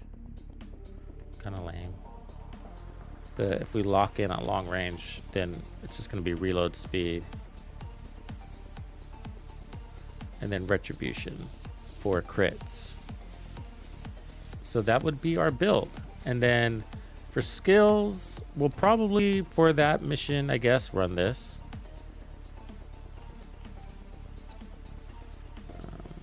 Guess I have everything I need. And then, I guess a shield. We could run heals too. We don't know, right? We don't know if it's going to be moving around a lot. So we got assault rifle and then shotgun.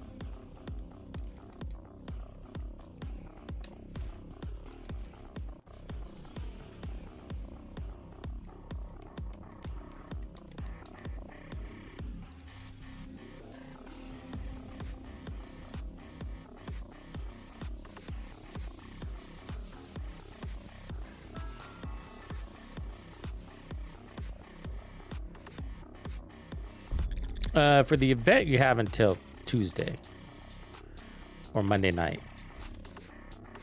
And then the 5X event starts tomorrow.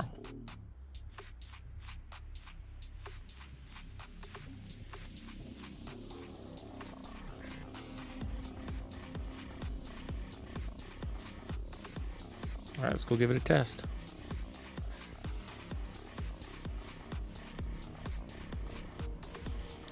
If you mean the mods on my build, like the gear set mods, you know, farm them from Countdown is a good way to get them. If you're talking about modifiers, right now most of it's through your journey. This. And then priority objectives are the other way to get your passives. They're changing it next season so that it'll all be in the journey. But right now, you get your passive modifiers from priority objectives, and you get your active modifiers from the journey. And it's a grind. It's a damn grind. I mean, you know, one question I have is like, if you're just now entering the game, would you do them?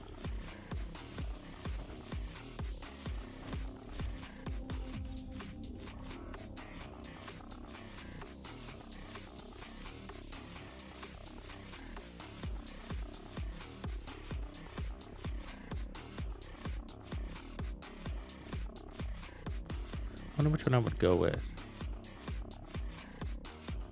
I mean, strained optimist. Oh, optimist is so lame though.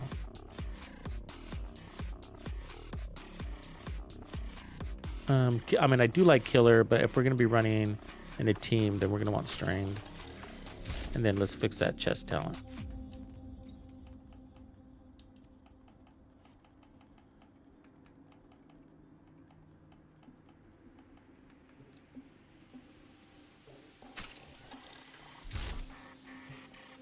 Oh, I forgot. I got to do my scouts. Thank you for. I got to do this week's scout. I don't think I did it yet.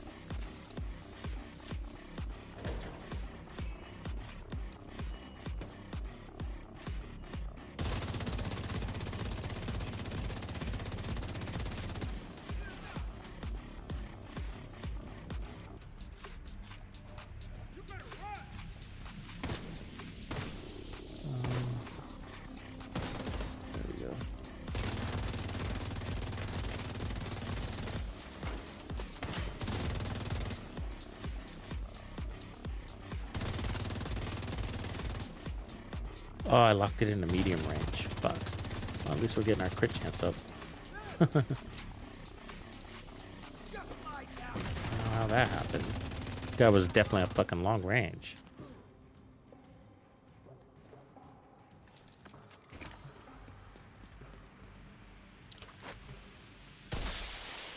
Reinforcements en route.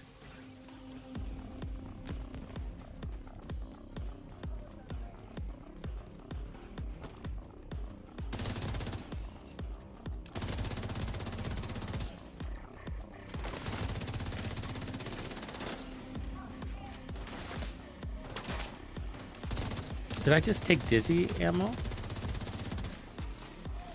Am I not at 100 fucking percent? I did. It's slight, but let me look at my fucking numbers. Maybe I need 2 mods.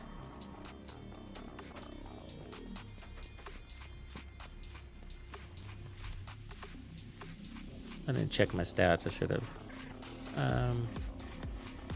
So hazard's at 65 still. Okay, I gotta bump that up.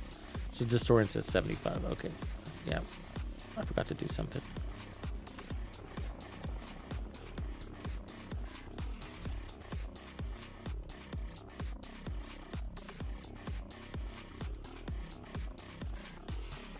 We need to put. I think the other ones are my other character. Damn it.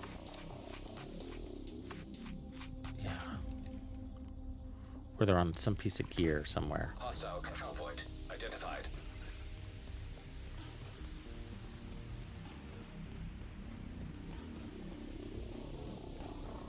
Yeah, my stats, I didn't finish it.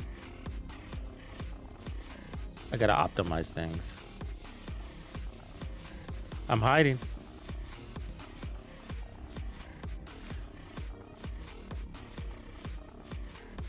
I'm hiding, nasty.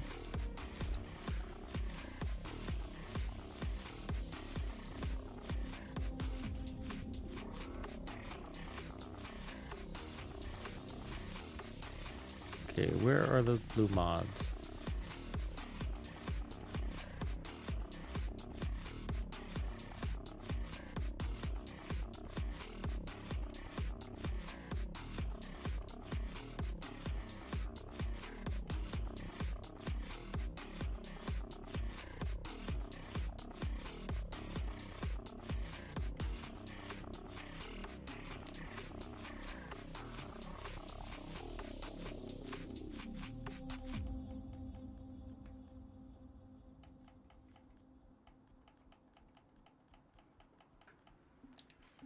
Nope.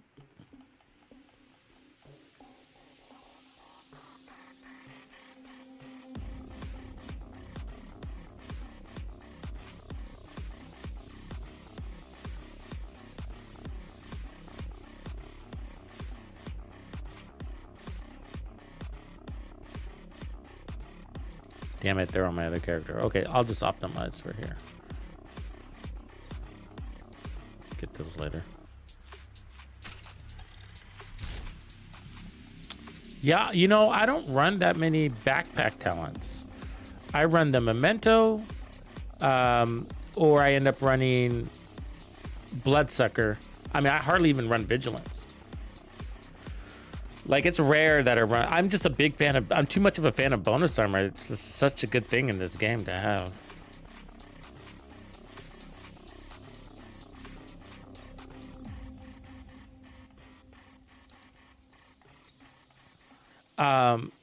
Man, we need more talents though. Don't we? Like, I feel like we need so many more talents. The perfect spark I would get usually from named item caches. They're Dark Zone. It's a Dark Zone item. And I do run a lot of Headhunter. Yeah, almost exclusively. I run it on pistols, shotguns. I mean, so many of my builds are Headhunter builds. Shotgun, pistols, rifles, snipers.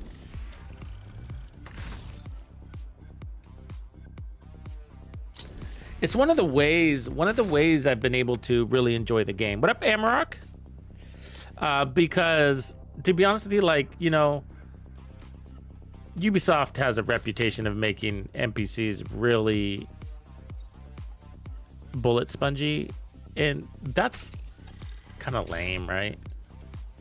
Oh god, I It's exhausting.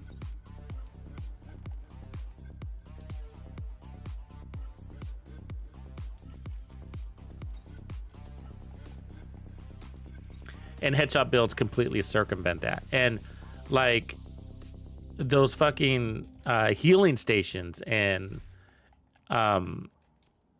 legendary content, right? Like you don't have to worry about that with headshot builds. It's just because they don't have time to heal through it. So yeah, I mean, there's just a lot of advantages for me to run the headshot builds.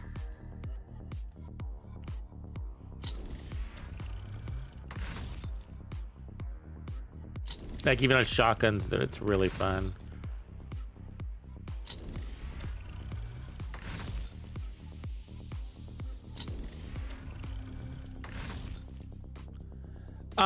In a way they did, Layhart. In a way they did. Well, in a way, because we've never been so powerful, right? Yeah. Feels great. You know, it's not 100%, right? Because it is situational damage buffs that we get, but the situation's ample. It's frequent.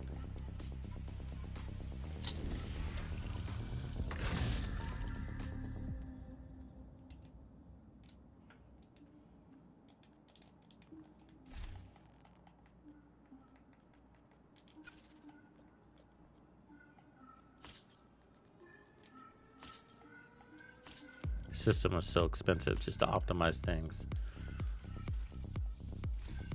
But what else are you gonna spend your money on?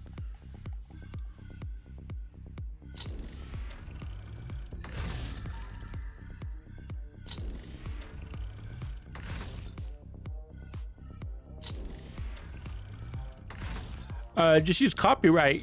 That's your key word, Amarok. There's a lot of AI apps that will make streaming music for you now too, which is really cool. And they're free. So yeah, that's the latest and greatest way to do it. Otherwise, you know, if you're searching online, then you just want to make sure you use the word copyright free.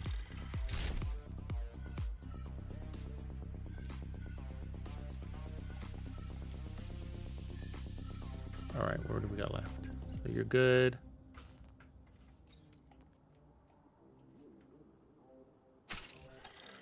Yeah, the AI stuff is really good, man. Like it sounds maybe like it would be cheesy, but it's not.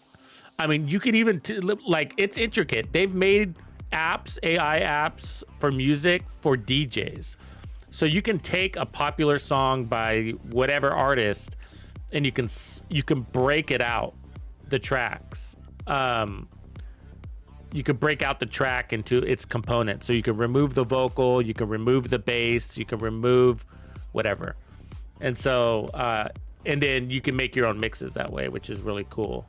And another way to work around copyrights by making your own unique song, which is what they would do for mashups, which were popular back in the day.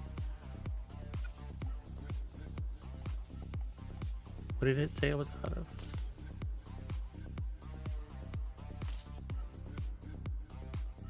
Yeah, AI is, yeah. I mean, obviously it'll end us, but you know, enjoy it while it's here. Right? Oh, I need that shit. Oh, that expensive stuff. Okay. The flag.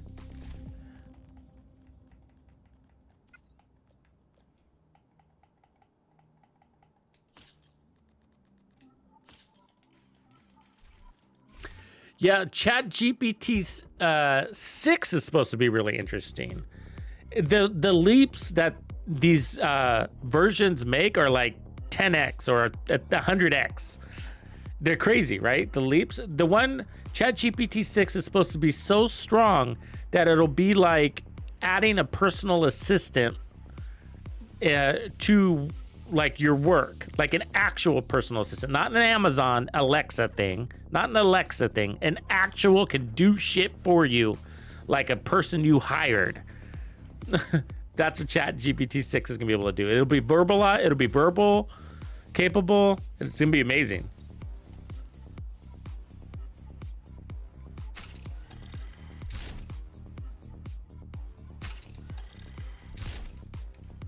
Damn, it's expensive. Should be using my other character to load this up, but fuck it, we got a 5x weekend.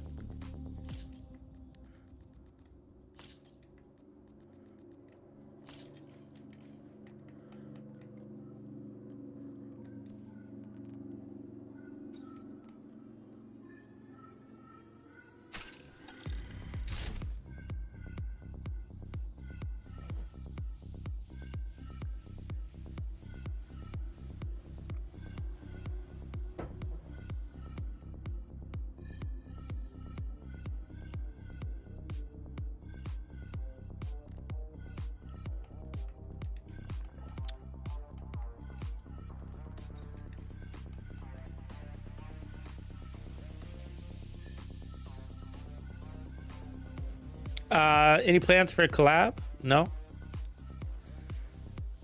No. I want to do collabs. What up, Dispatch? Welcome in, bro. I like collabs. I just never get around to it. You know? Somebody like Rolled Gold? Yeah, I don't know. Nice guy and all, but I don't think we see eye to eye on the future of this game.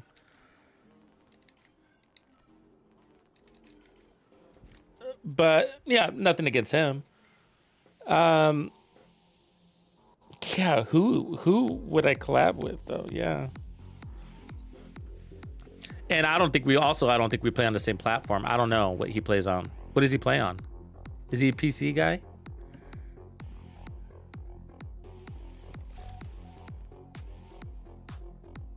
When I hit 100K, actually, my true face, it would require me to shave more often, though, probably. It's like Movember around here, 24/7. Yeah, I'll be going back to Warframe, Brooks. Actually, I wanted to stream it today. I'm behind. It's just I'm a little bit behind on streaming Warframe because the First Descendant pushed out their season 2 shit, right? So that set me back on Warframe. But I'm having a blast with that game, man. It's a good game. Gives me a lot to think about. You know, on how that game is designed and what they have and how deep and intricate it is and what a game can look like after 10 years of community love. You know what I mean? It's crazy. It's crazy.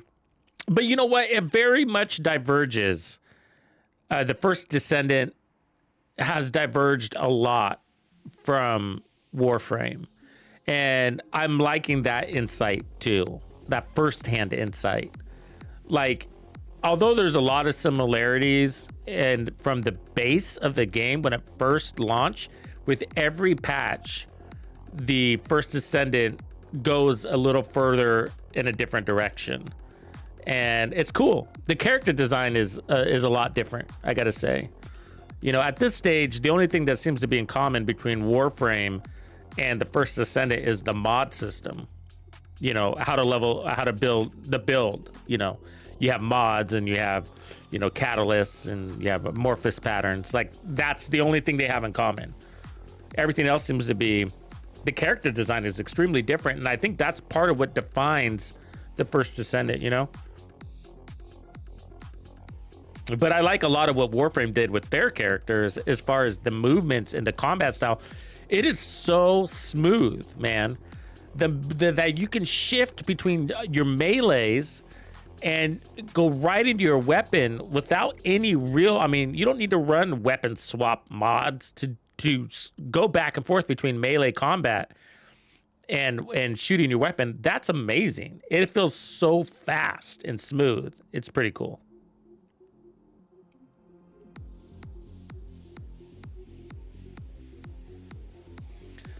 I think the one thing that The movements seem to be are just completely different too. Like I like that the first Descendant has the grappling hooks and some of the movements are more linear.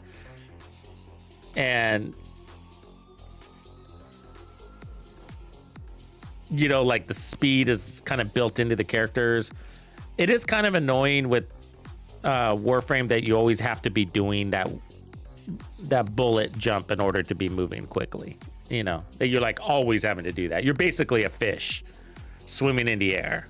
You know what I mean? Like, can we just get a grappling hook or something else to move quickly? And I mean, new to the game, so obviously maybe that really opens up, right? But without ADHD, yeah, totally.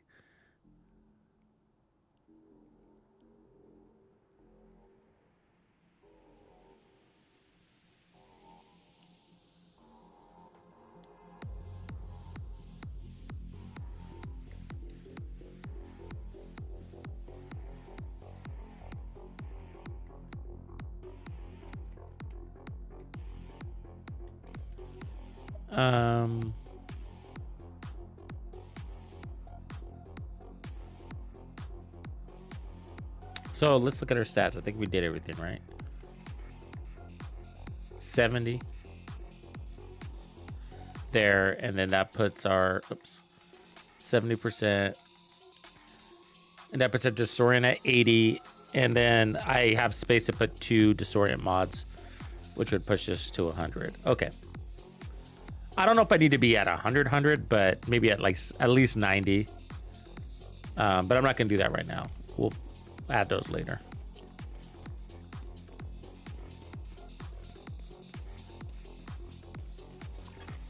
Hostile control point detected.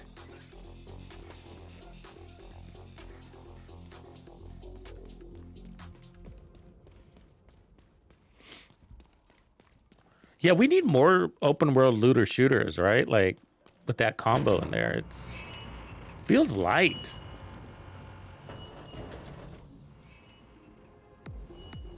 There's, I mean, out there's a couple that are kind of out a few years out that look kind of interesting.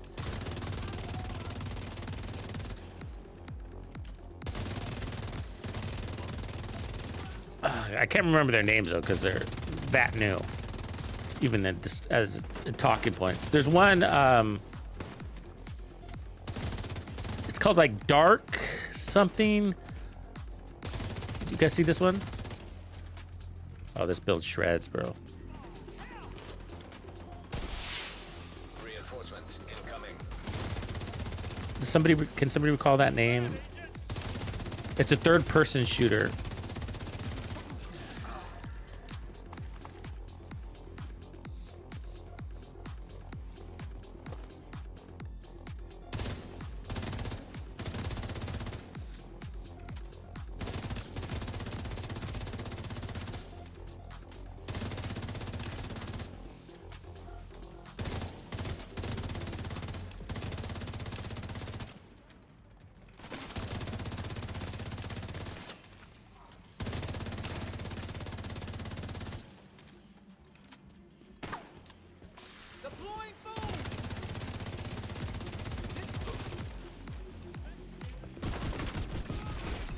Heavily armored hostile detected.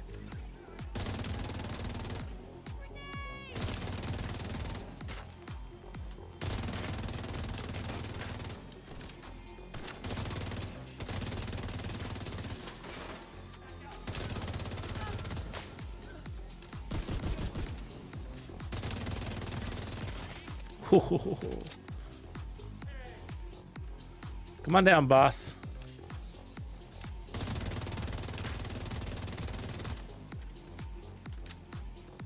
I'll flank them. I'll keep an eye on you.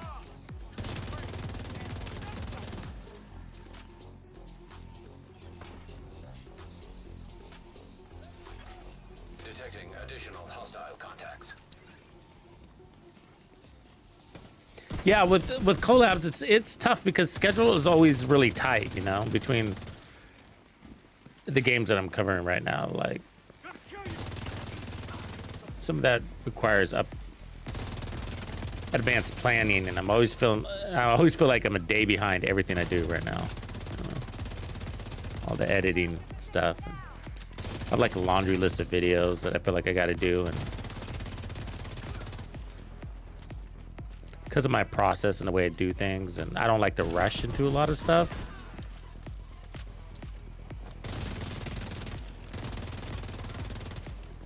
I usually put them out after a lot of people put out their version of that same video, like a guide on a new system,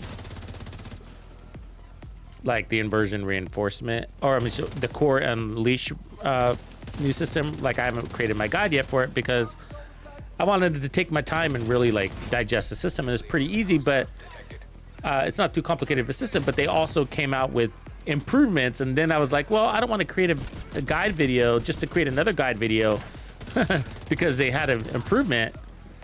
So I'm not going to create a guide video until the improvements launch, you know, and then I'll create one then, you know, knowing that they're probably going to make another improvement patch, you know, but Get clouded here.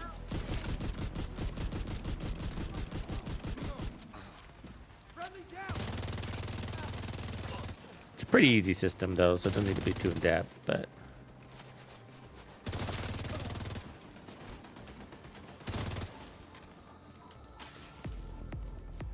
Hey, what's wrong? I wish we had something like that for the Division 2. We kind of do. You know, it's like an optimization station in many ways, but the fact that it's got unique stats is what I would love for this game. Detected. You can, so basically, if you don't play the First Descendant, then you don't know what I'm talking about. But it's a system that allows you to customize your primary weapons, your guns, Supply room access. Unlocked. and they call it cores. So, and you have 5 of them. So you unlock 5 cores on your weapon, and then the cores, each core can be upgraded based on its classification. So you'll have one core that can be upgraded to add more crits. So you have your crits, your weapon has its base crits, and your weapon has its base stats and all that. And so it's in addition to any modification, it's in addition to any upgrade to your weapon, it's in addition to any mods that you put on your weapon or whatever, you know. And so it's really, really a neat system. But there's also cores that where you can improve your running speed as a base. So as long as you have that weapon in your hand, then your character will run faster, which is pretty neat. And so ultimately your weapon would be ultra unique to anybody else's weapon because you've customized it to your play style or your build, making it tailored, right? How do I say it? Personalized. Yeah, it's pretty neat.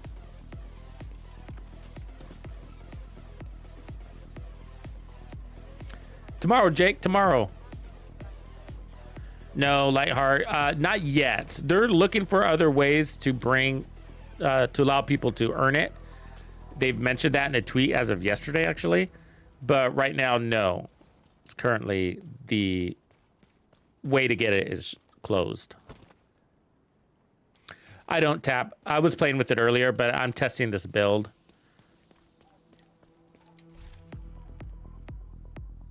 For the climax mission. The question is holster or no holster. The reality is I like the holster, but sometimes you forget to use it. You know? But if you can remember, shit.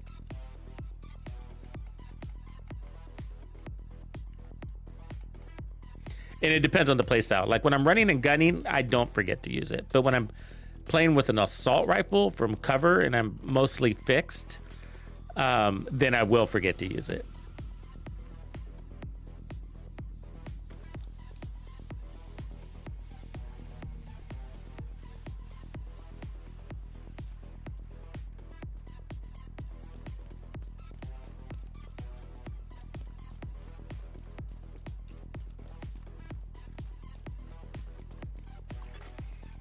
Brooks, I'm facing endo issues in the early game. I don't have any.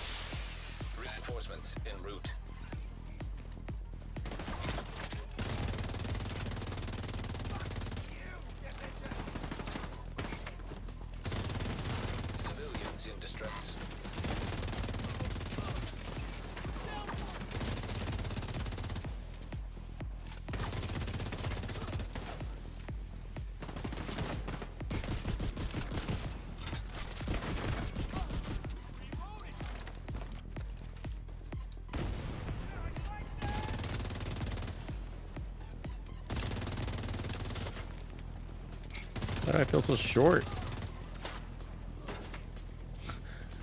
Do you see how short I look? Am I sunk? Yeah, my legs are in the ground. I mean, look at me, right? You seen that? Look at that. You seen that? I was like, why do I feel so short? I can't see over this fucking thing. Holy shit. Are you seeing that? That's funny. Eh? Eh. Eh. Eh. Civilians in All right. danger.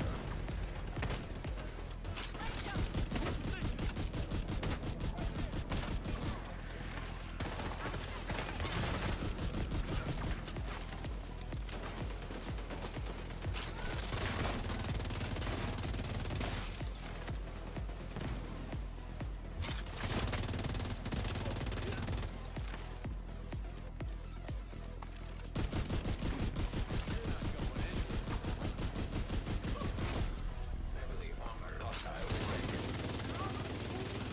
Take out those hostiles! You left no chance!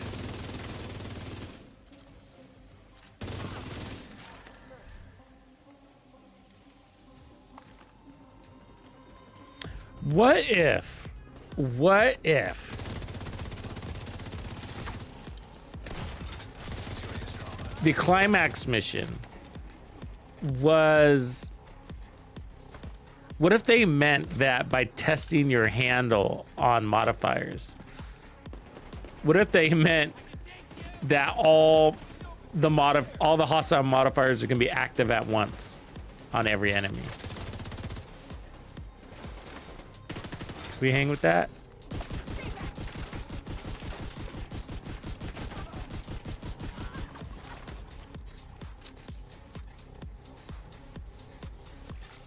Incoming hostiles detected.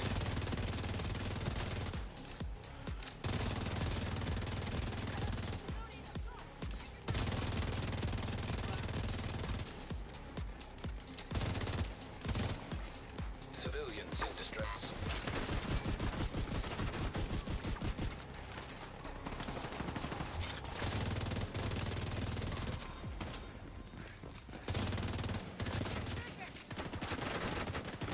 Ah, you fuckers. Ah, ah.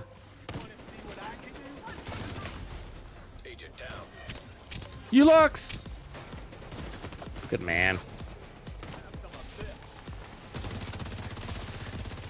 Making a rank, congrats. Serious trauma detected. Lost my edge there, didn't I? Heavily armored hostile detected. The one you leave alive is the one that kills you.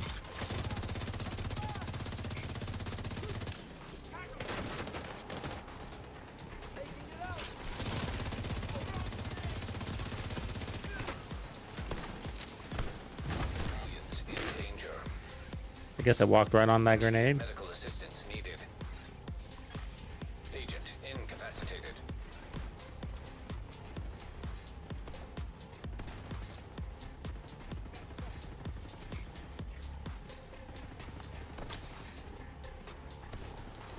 Came out with a fucking vengeance, man.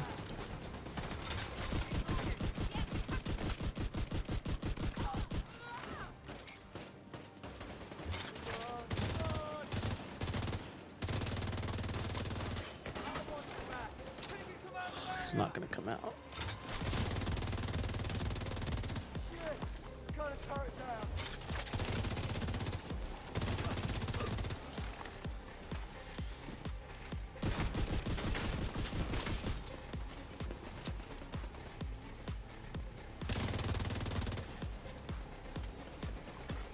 Civilians in distress.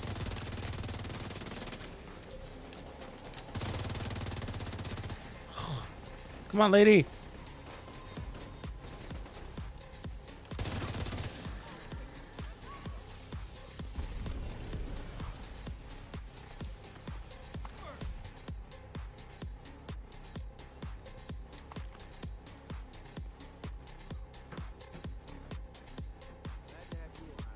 Got my butt kicked on that one. Access unlocked.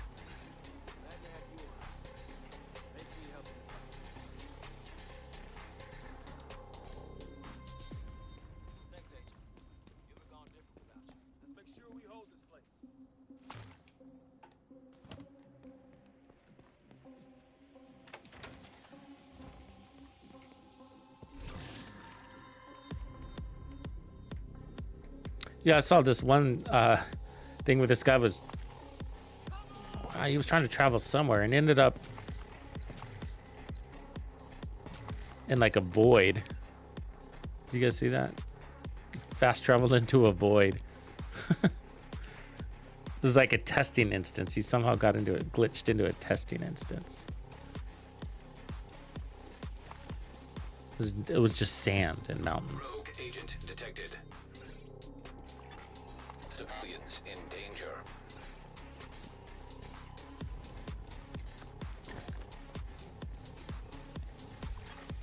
Hostile restore hive detected.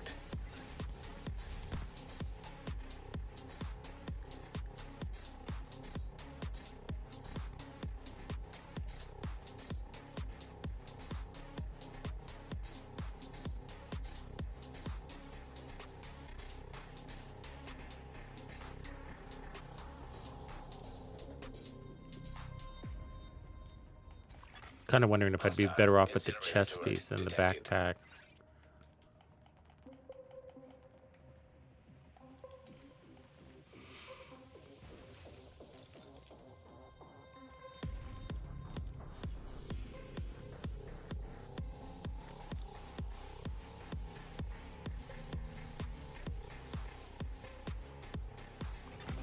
Hostile control point identified.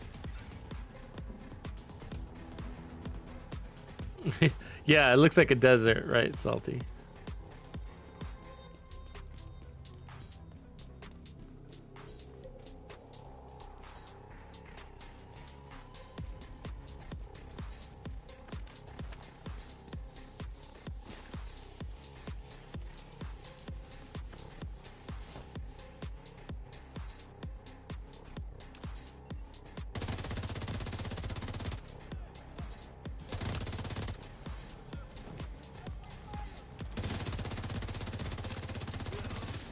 Got a man down.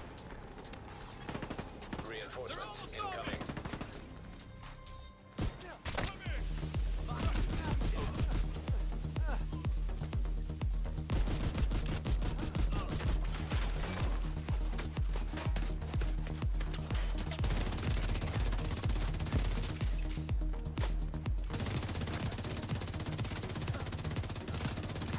Damn, they can turn on a dime, huh? That's for you PC players, I think. They're not thinking about console players when they give them that ability, I'll tell you that much.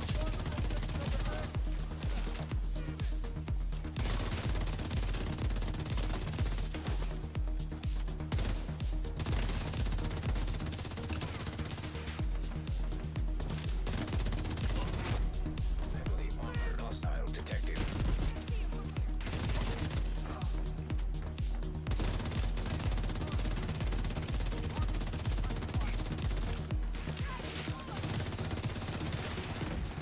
Oh, Vital signs critical. fuck you. Reinforcements in place. I've been saying this for a couple of weeks now, but doesn't anybody else feel like, you know how they made it faster to deploy armor kits and pick people up? I feel like they walked that back, probably on accident, of course.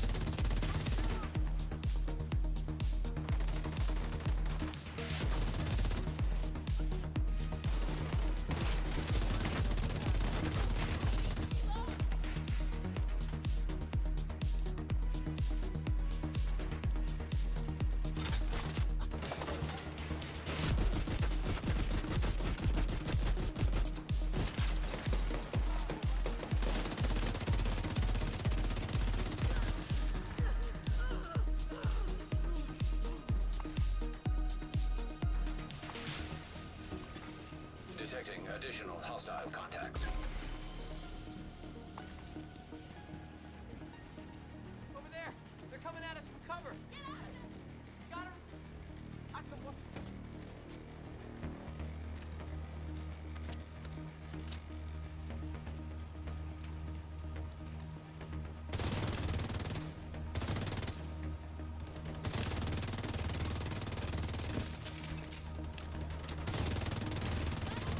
Oh, you fucker.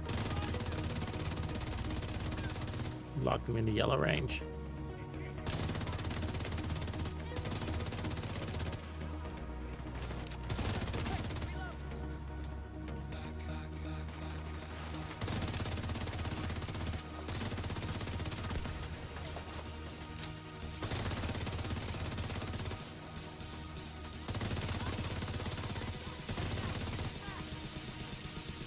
They won't see us coming this way.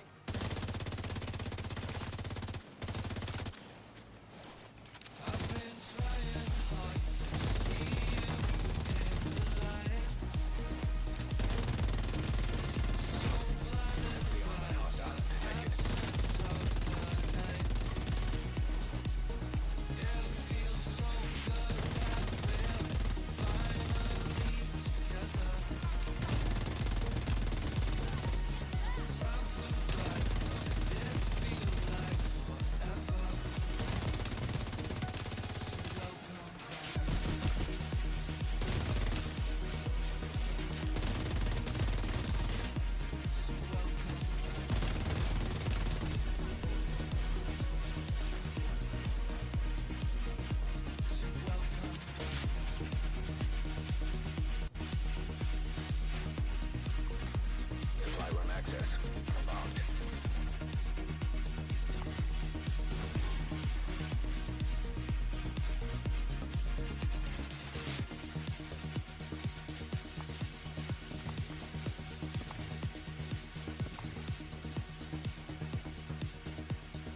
Yeah, it's working out okay.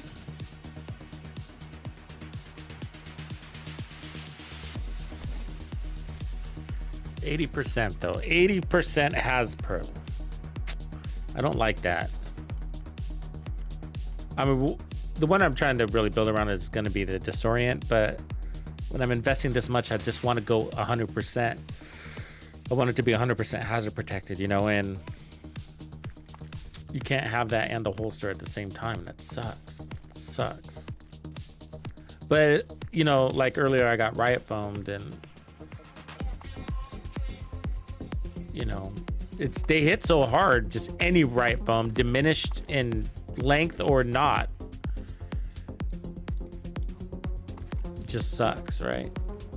That's why I feel like on the LOD, the way I like to run the hazard protection, it's either you're immune or you're not.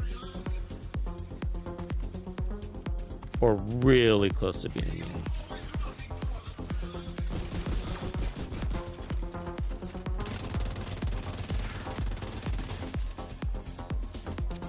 There's a few times that I'll be really close to immune. Headshots, armor. I don't use that backpack enough.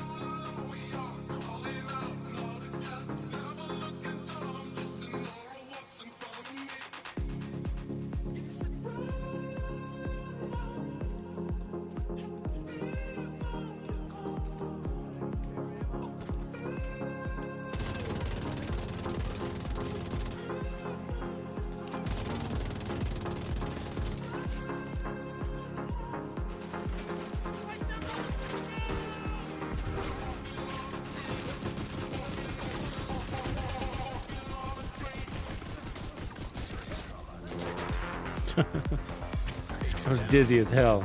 That's what I'm talking about, right? Like, I mean, we'll be disorient proof, but it's like I don't like being almost protected. I want to be all the way protected. Almost gets you killed. Because they hit hard in this game, man. It's no joke. You hold still for 1 second or you're out of cover dizzy like that, toast.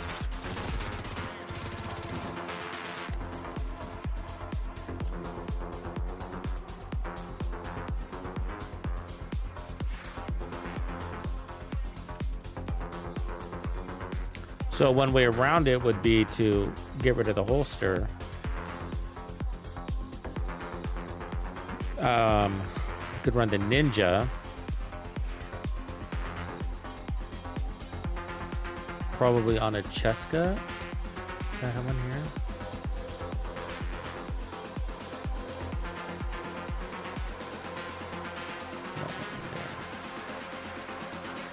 Find that chess piece.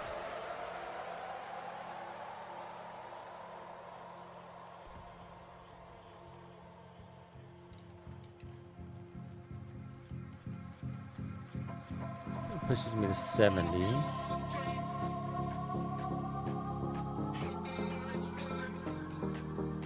And then the Cavalier.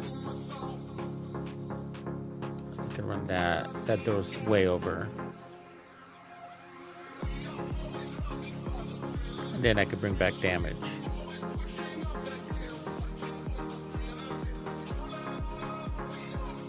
It's crazy you can be 110% bleed resistant, right? So let me sneak back some damage here.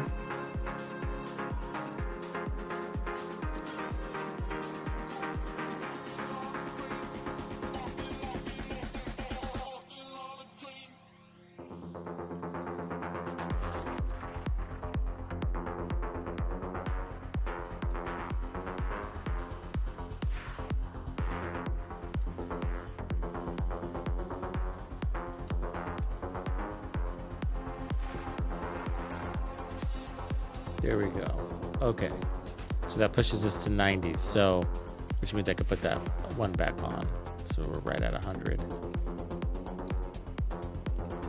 And then we got some crit chance, which actually helps.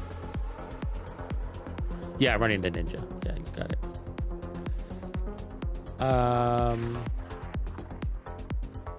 So I lose the holster.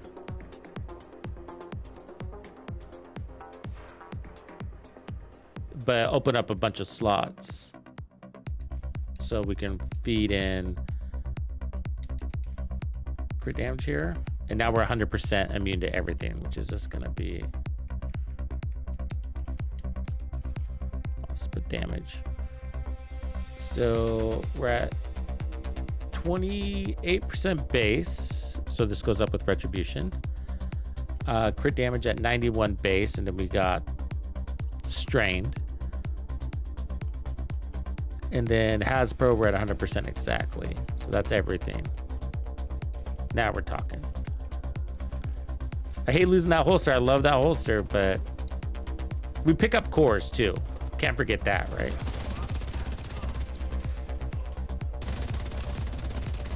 So that means I got an extra revive, so I can pick up a teammate.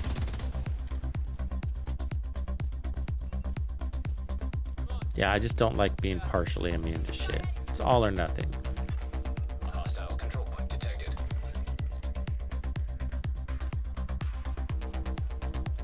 Right on, Chubby Lover.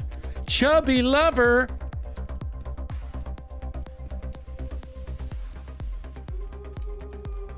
All right.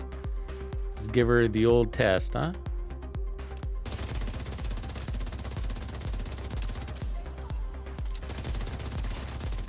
Damn it. That keeps happening to me. Locked it in the middle range. It's different that way with assault rifles. Good news is, though, I don't have to worry about rotating in weapons, so I could actually put in even a good rifle here, right? I'll do that later. Change this, see if it'll let me change.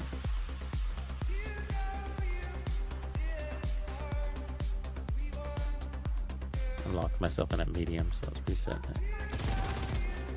There we go.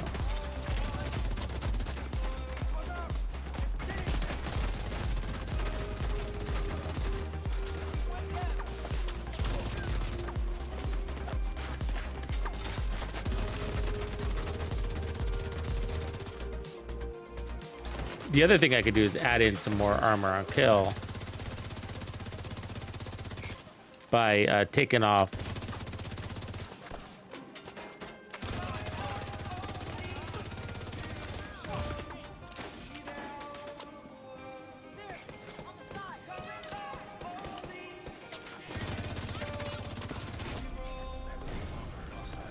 Oh, nice. Nice. See, he burns, I don't burn.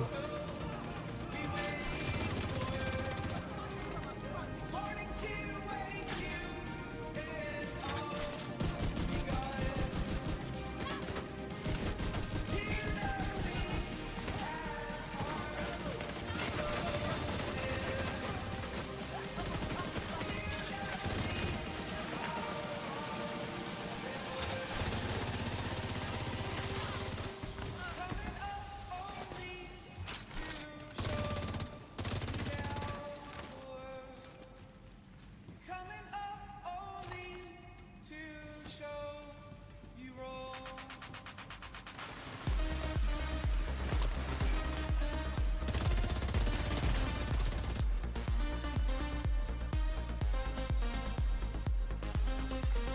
Incoming hostiles detected.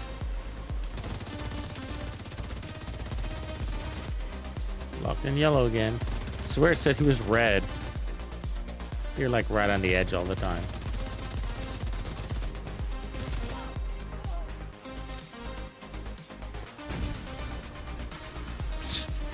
She still got the grenade off. They're nasty, huh? That's fucked up. I didn't even see that grenade go. That's why you're always on fire in this game. You ever notice that? You should call it like Fire Simulator. How to tuck and roll.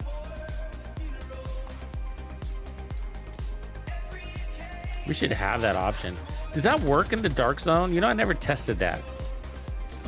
Aren't you supposed to be able to decrease your burn time, your status effect, if you roll?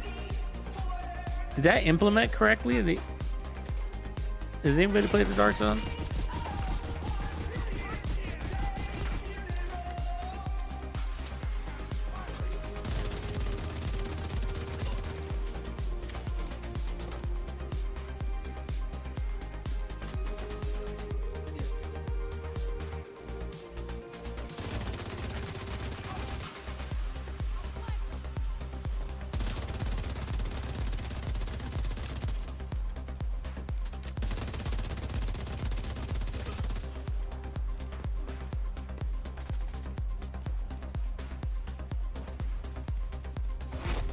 Heavily armored hostile detected.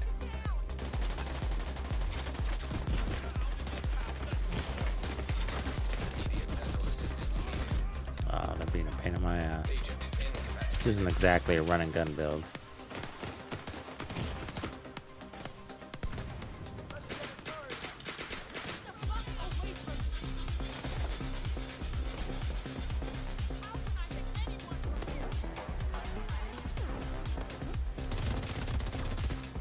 Which reminds me, I might want to tone it down on the armor a little bit. Because we don't have any armor on kill. Or bonus armor, that is.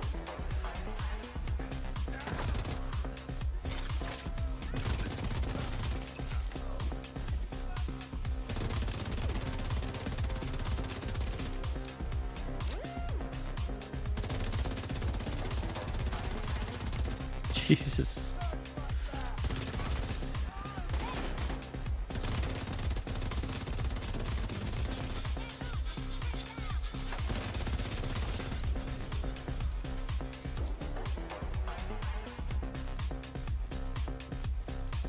Stop, drop, and roll. You got to do it, right, GTO? You got to immerse yourself into the burning experience. Man, I can't wait for the day where we get to have like full body, like Ready Player One style gaming. I know the technology's out there already, but where it's more common.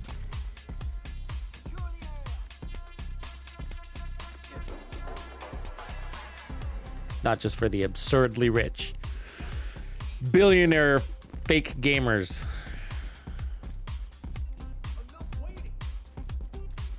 Does anybody else think it's kind of weird that Elon Musk pretended to play video games?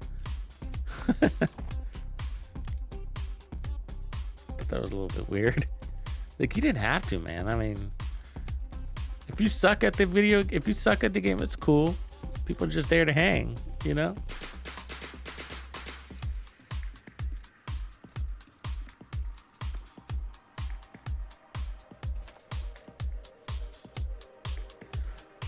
Oh, Ulox is saying that if you're in Mexico,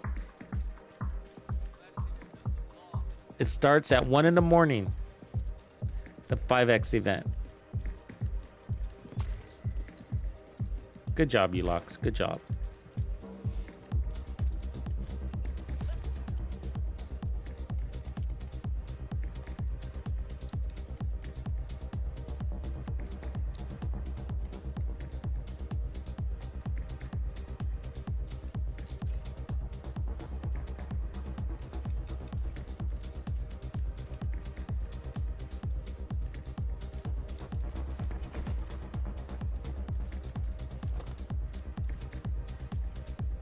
The grass looks good right there, huh?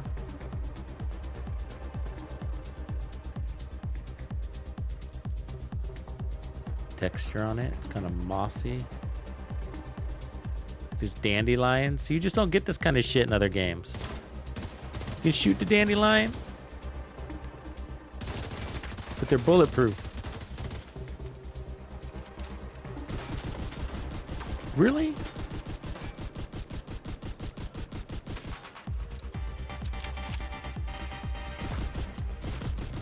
So you can put holes in that, but not the dandelion. The plates, the metal plates take the damage. Huh. I thought that you could always do that. Let's go find a tree.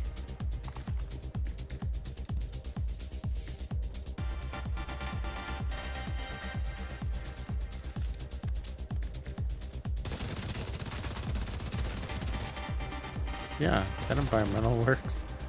Just not the dandelions, huh? Fucking dandelions. Fucking weeds. All right. Now we know. Gone happy, y'all. Hippie or hippie.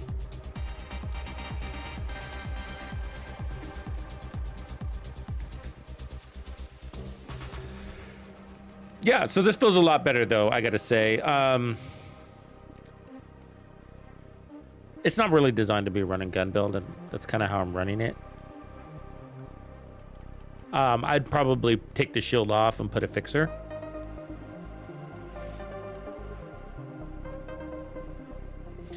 And then I was also saying, do I end up...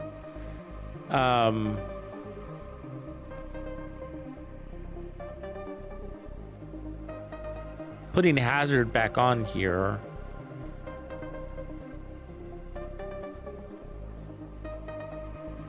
Oh, I can't really do that. If I put hazard here... Yeah, I only freed up one slot, really. 2 because of the mods. It'd be nice to get another 10% armor on kill for a total of 20. That's what I'm looking at here. I mean, in group play, it wouldn't be as frequent, so it's not that fancy, but still nice. What up, Grady?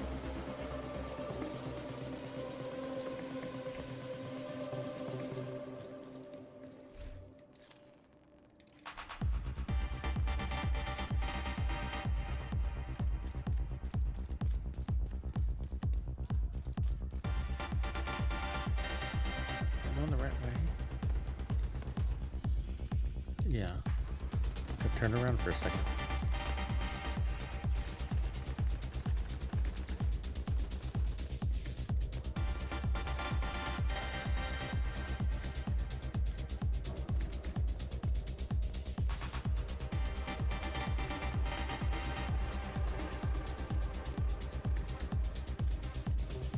.5x XP with Reanimated is actually going to be pretty fucking crazy.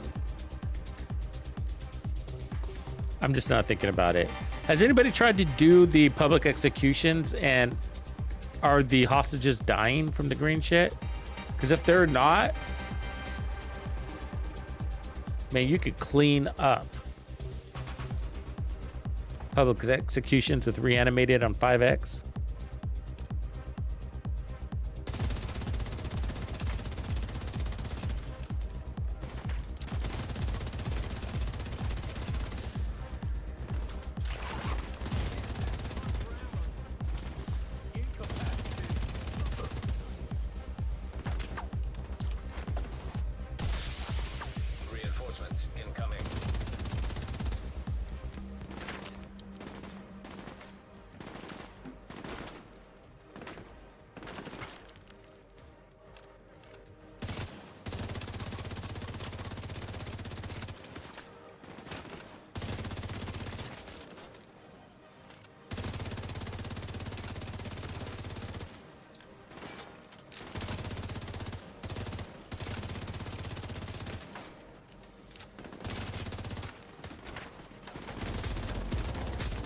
God, they seem so fucking far away, man.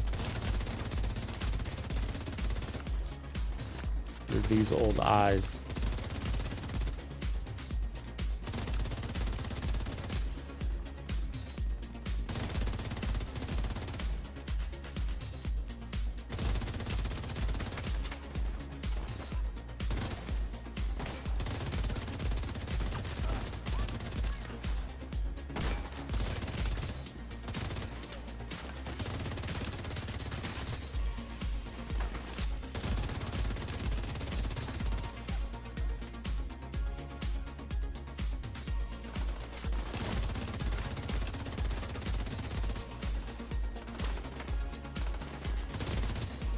God, they hide a lot. Be brave!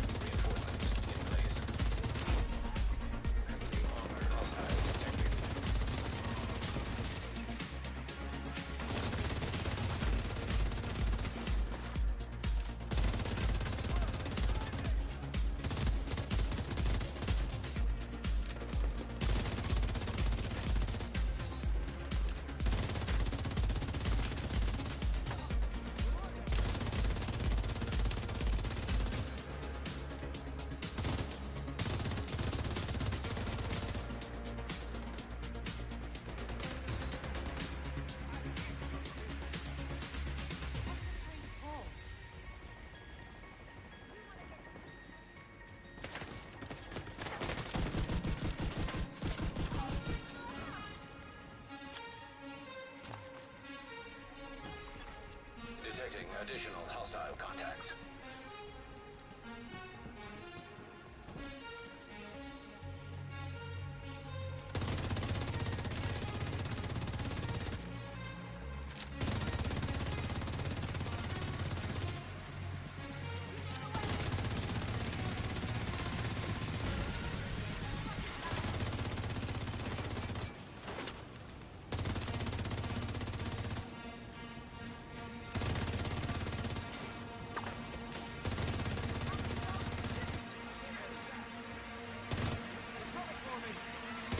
Dude, God. Stands right in front of me.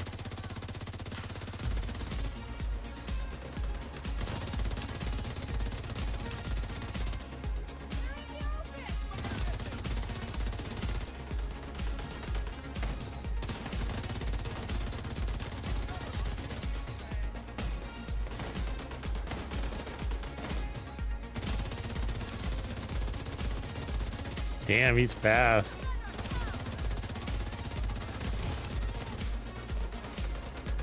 Turret's annoying me. Did a double fucking reload.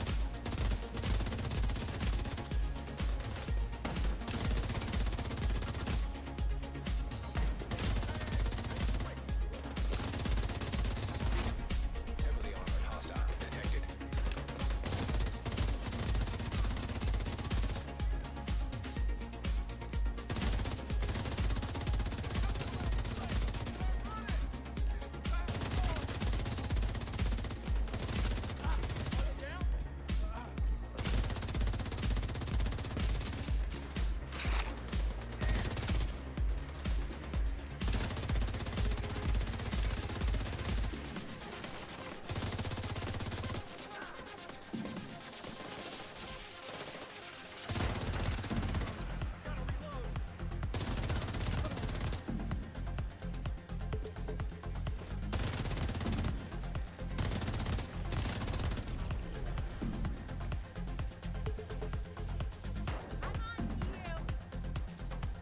Not yet, bye. Tomorrow. Supply room access unlocked.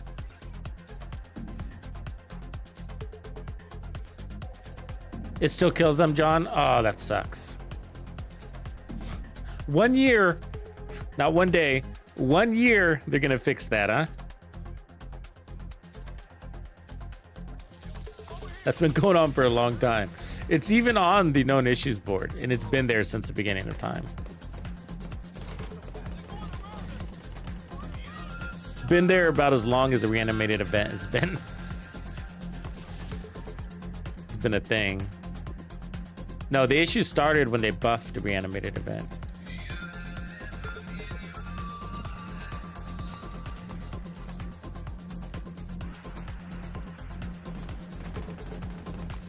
Do an elite resource convoy. Shall we?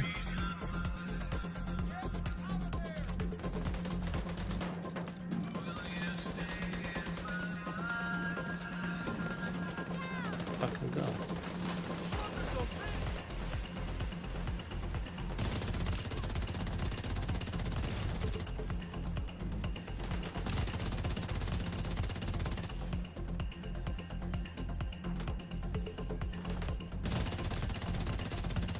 I know you're back there, dude. No.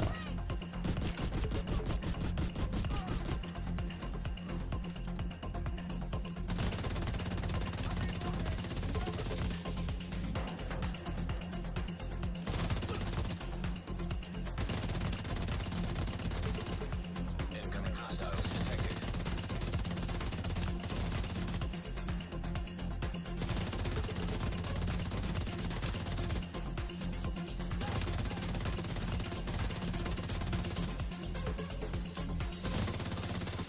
Detecting additional hostile contacts.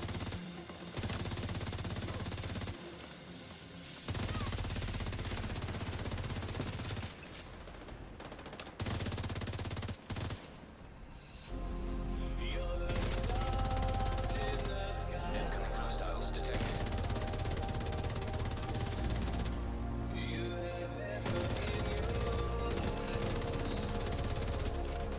Look at that fucking grenade throw. Damn, bro. Major leagues.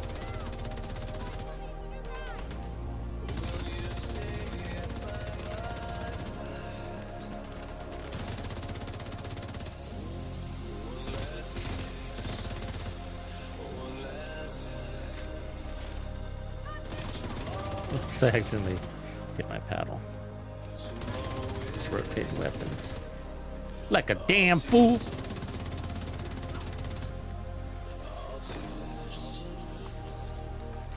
Love elite convoys, man.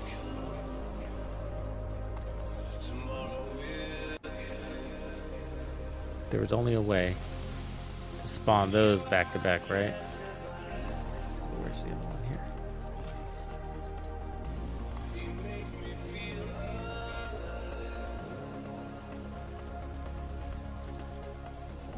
I wouldn't mind a horde mode in this game. Just alarms going off. You're at the Capitol building.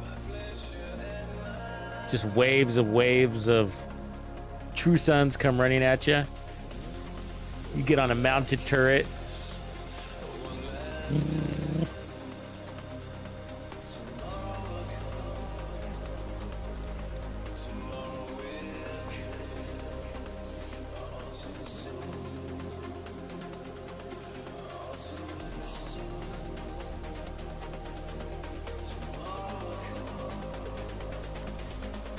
All right, well, we'll see what this Mastery Climax mission has to offer, but this is going to be...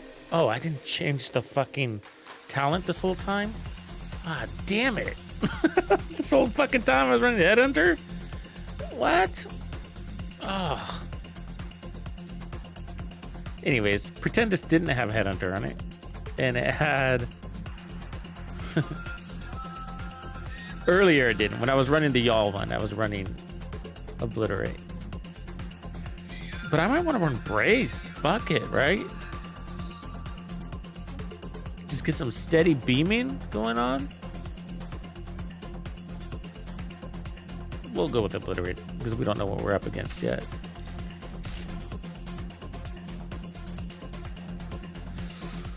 In PvP, oh, probably a lot. I mean, if I just based it off of how many times people come into the stream or comment on the video and says, your aim sucks, bruh. It's just like, if I just based it off of that, I would say that it's probably a big difference between PC and controllers. Because PC players say that a lot. They say that a lot.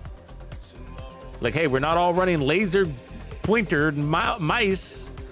You know what I mean? Like, because from a PC player, it's a big deal. No, really, it is a big deal though, because if you're using a mouse, you can swing your weapon from one point across the map all the way to the other, lightning speeds, and stop on a fucking dime, right? And you can't do that with controllers. You are way slow.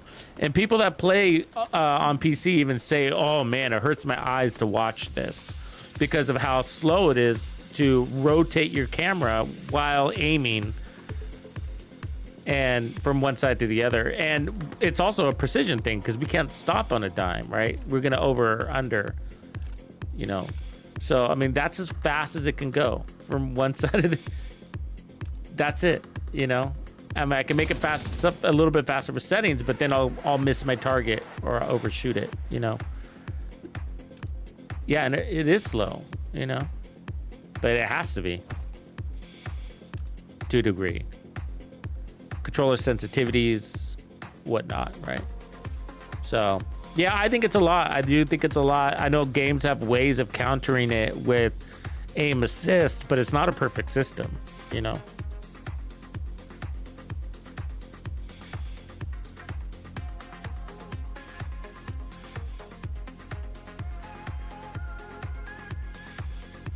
Yeah, it does, you know, it's weird. I'm kind of mixed feelings about it. I'm a console player, like, and I have been like my whole life, you know. I've played PC games, but the games I like on PC are different. Maybe some turn-based MMO stuff or, you know, StarCraft kind of game playing. Like, I love StarCraft kind of games on PC. Or Halo Wars, you know, that kind of thing. But for shooters, I mean, I don't think, I know this is weird. I'm an Xbox player, right? But I don't think you should have that level of precision. I think that takes away from the immersion. I mean, I have a trigger as a trigger. My button is actually a trigger. And that's part of the immersive experience of when you're shooting a gun. It feels good. I don't want to be clicking a fucking mouse a bazillion times. Now, I like that PCs give you the power to like bind keys and stuff like that more. I mean, that's awesome, right? But I just can't imagine holding my hand on a fucking keyboard for hours in a game like this. You know what I mean? A looter shooter, a shooter with my hand on a fucking keyboard sounds like a goddamn nightmare, you know? And I'm sure you adapt to it and you get used to it. I'm sure you do, right? And people are saying, well, it's worth the precision, but I feel like you shouldn't be that accurate in looter shooter, in a shooter game. You shouldn't be that accurate. Missing shots is part of the game. You know what I mean? It's part of it. It's part of it. And I see guys, and I've seen like speedrunners, especially like, you know, guys out of like Korea and Japan and shit. It's a crazy shit happening, right? You know, where they're like sniping fools that are jumping out of the train before they even appear in the screen. And it's not that they can do that, but it's that they're doing something else and immediately flip their fucking camera in like 180 degrees and can pinpoint precision snipe that guy in Iron Horse on the fourth phase, in the fourth boss. You know what I mean? I mean, that's just fucking crazy. And that's, you know, they're on PC. You can't do that shit in anything else. But it's sort of like, yeah, well, of course you can speed run like shit. Like when you're, I mean, obviously this game isn't true to life, right? It's not in real life. So, you know, it's weird to say immersive and realistic when there's shit like green smoke in the air from heads popping, right? Yeah, I know, but you know, there's a balance between immersive and whatever. And, you know, so people that love PC love that they can do that and it must feel nice. But at the same time, it's like one of the reasons why I don't go out and just get a PC to game is because it's like, well, I don't want to be 100% accurate with my shots. You know, is that weird to say? It's, I mean, the accurate, it's on me. It's on me, you know? The controllers have a limitation, the consoles have a limitation, but, you know, 50% accuracy seems realistic. You know what I mean? Like, I'm cool with that, you know? Like, I'm okay with that. And I do things to give myself advantages. Like I'm running an Elite controller, and I've fine-tuned my thumbsticks so that they're a little bit more sensitive or easier, or there's more control with my thumbs. You know, I use a tall stick on my camera and a short stick on my movement one. So that gives me more precision in my control. I have short throw triggers so that it receives my weapon firing faster. It also screws me up with the Nemesis though, right? The downside of that is the Nemesis doesn't register sometimes. It doesn't charge because I have short throw triggers. So it's, you know, so it's not like I'm not for advantages in the game, but there's just a limit for me. But that's not why I don't go PC. I mean, that's not really why I don't go PC, you know? It's just like, I like playing on console. It's simple. I like not having to worry about the technology needing to be upgraded every fucking 6 months, and it costs you $3,000 to upgrade your technology, and you know, and all the different things that you have to do to manage it, and you know, malware and all this other stuff, right? I mean, I run Macs for business, so I'm on Mac. A Mac Studio for all my editing, and I don't have to worry about viruses and complicated software updates. It's all Apple shit, right? And that's a convenience. And plus, a lot of editors prefer Macs or designers. People in the industry, you wouldn't know.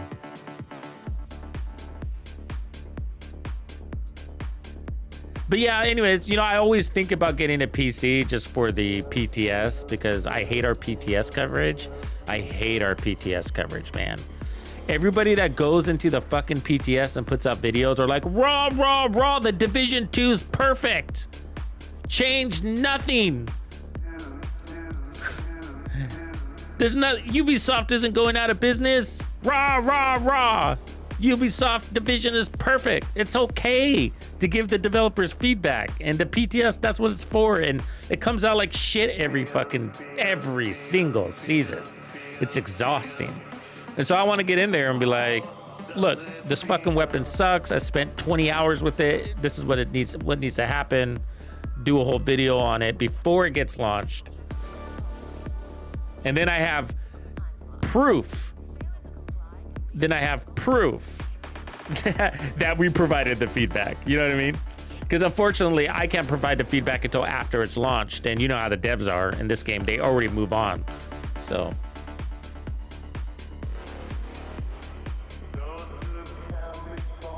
No. Hunter Killer can only come from the New York Hunters. You have to complete all of the New York Hunters. That's the only way to get Hunter Killer, and it's worth it. Yeah, John, I like Mac more than PC. I used PC up until 2012, 2013, and then I switched over to Macs. And I never looked back. But I would get a PC for gaming, like just for gaming purposes. Like I said, I've thought about it, buying one of those pre-configured ones and using it just for the rare circumstance. But I wouldn't want to create a Division account on PC. I don't have time to manage another account. I mean, I would like to do it just to hang with PC players so that we could play together. But I just don't have the time. I can't afford to refarm a character on a different console. Oh, fuck. We forgot to do our goddamn scout. Didn't we? Manhunt. Oh my god, I am still shocked that there's 3 fucking weeks, almost 4, of this season. I mean, holy shit. Division seasons are long.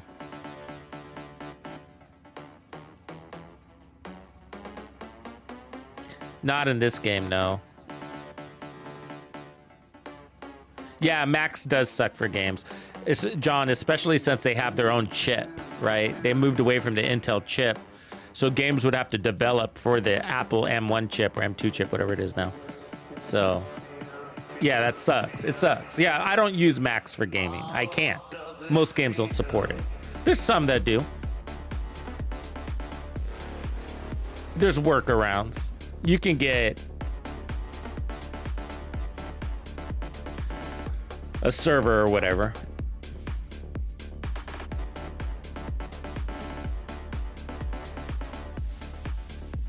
I don't want to farm a legendary mission, unfortunately, right now. I'm actually just about to log off.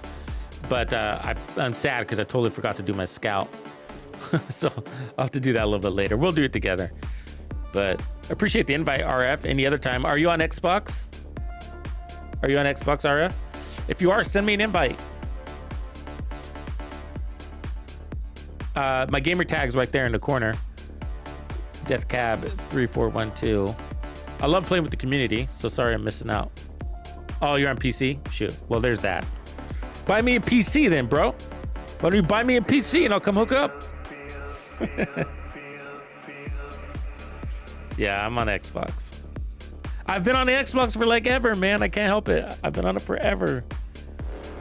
Man, I think I've been on the Xbox since what? What would that be? Like 15 years old? I did them all. You know, Nintendo. You know, I never did the Sony, though. I never did the PlayStation, ever. There was that thing, you know, there was that thing. You either went Xbox or you did PlayStation. Some people had both. But, you know, I did the Sega. I remember Sega. Had the Atari back in the day. Had floppy disks. Remember those fuckers? Obviously the Nintendo.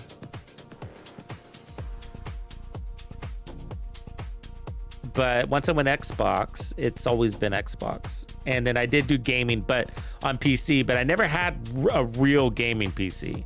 I just had my PC, you know, and it was a workhorse. It did everything.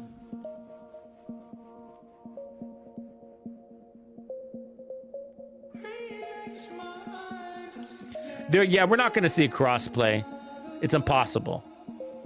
But the best we can hope for is crossplay for Division 3, but we're not going to see it for Division 2. There's no way, and they tell us that every dev chat, and it would require a complete rework of the infrastructure of the game. So they don't have the scope for that. I wish, though. I wish. I mean, we might get more stash space. And we've been asking for that for 5 fucking years. Only the cool kids. All right, everybody. I'm going to take off. Shout out to you, Locks, for all the gifted subs. Appreciate you, man. And I will catch you guys later. We'll do some scouts, I guess. Peace out, everybody.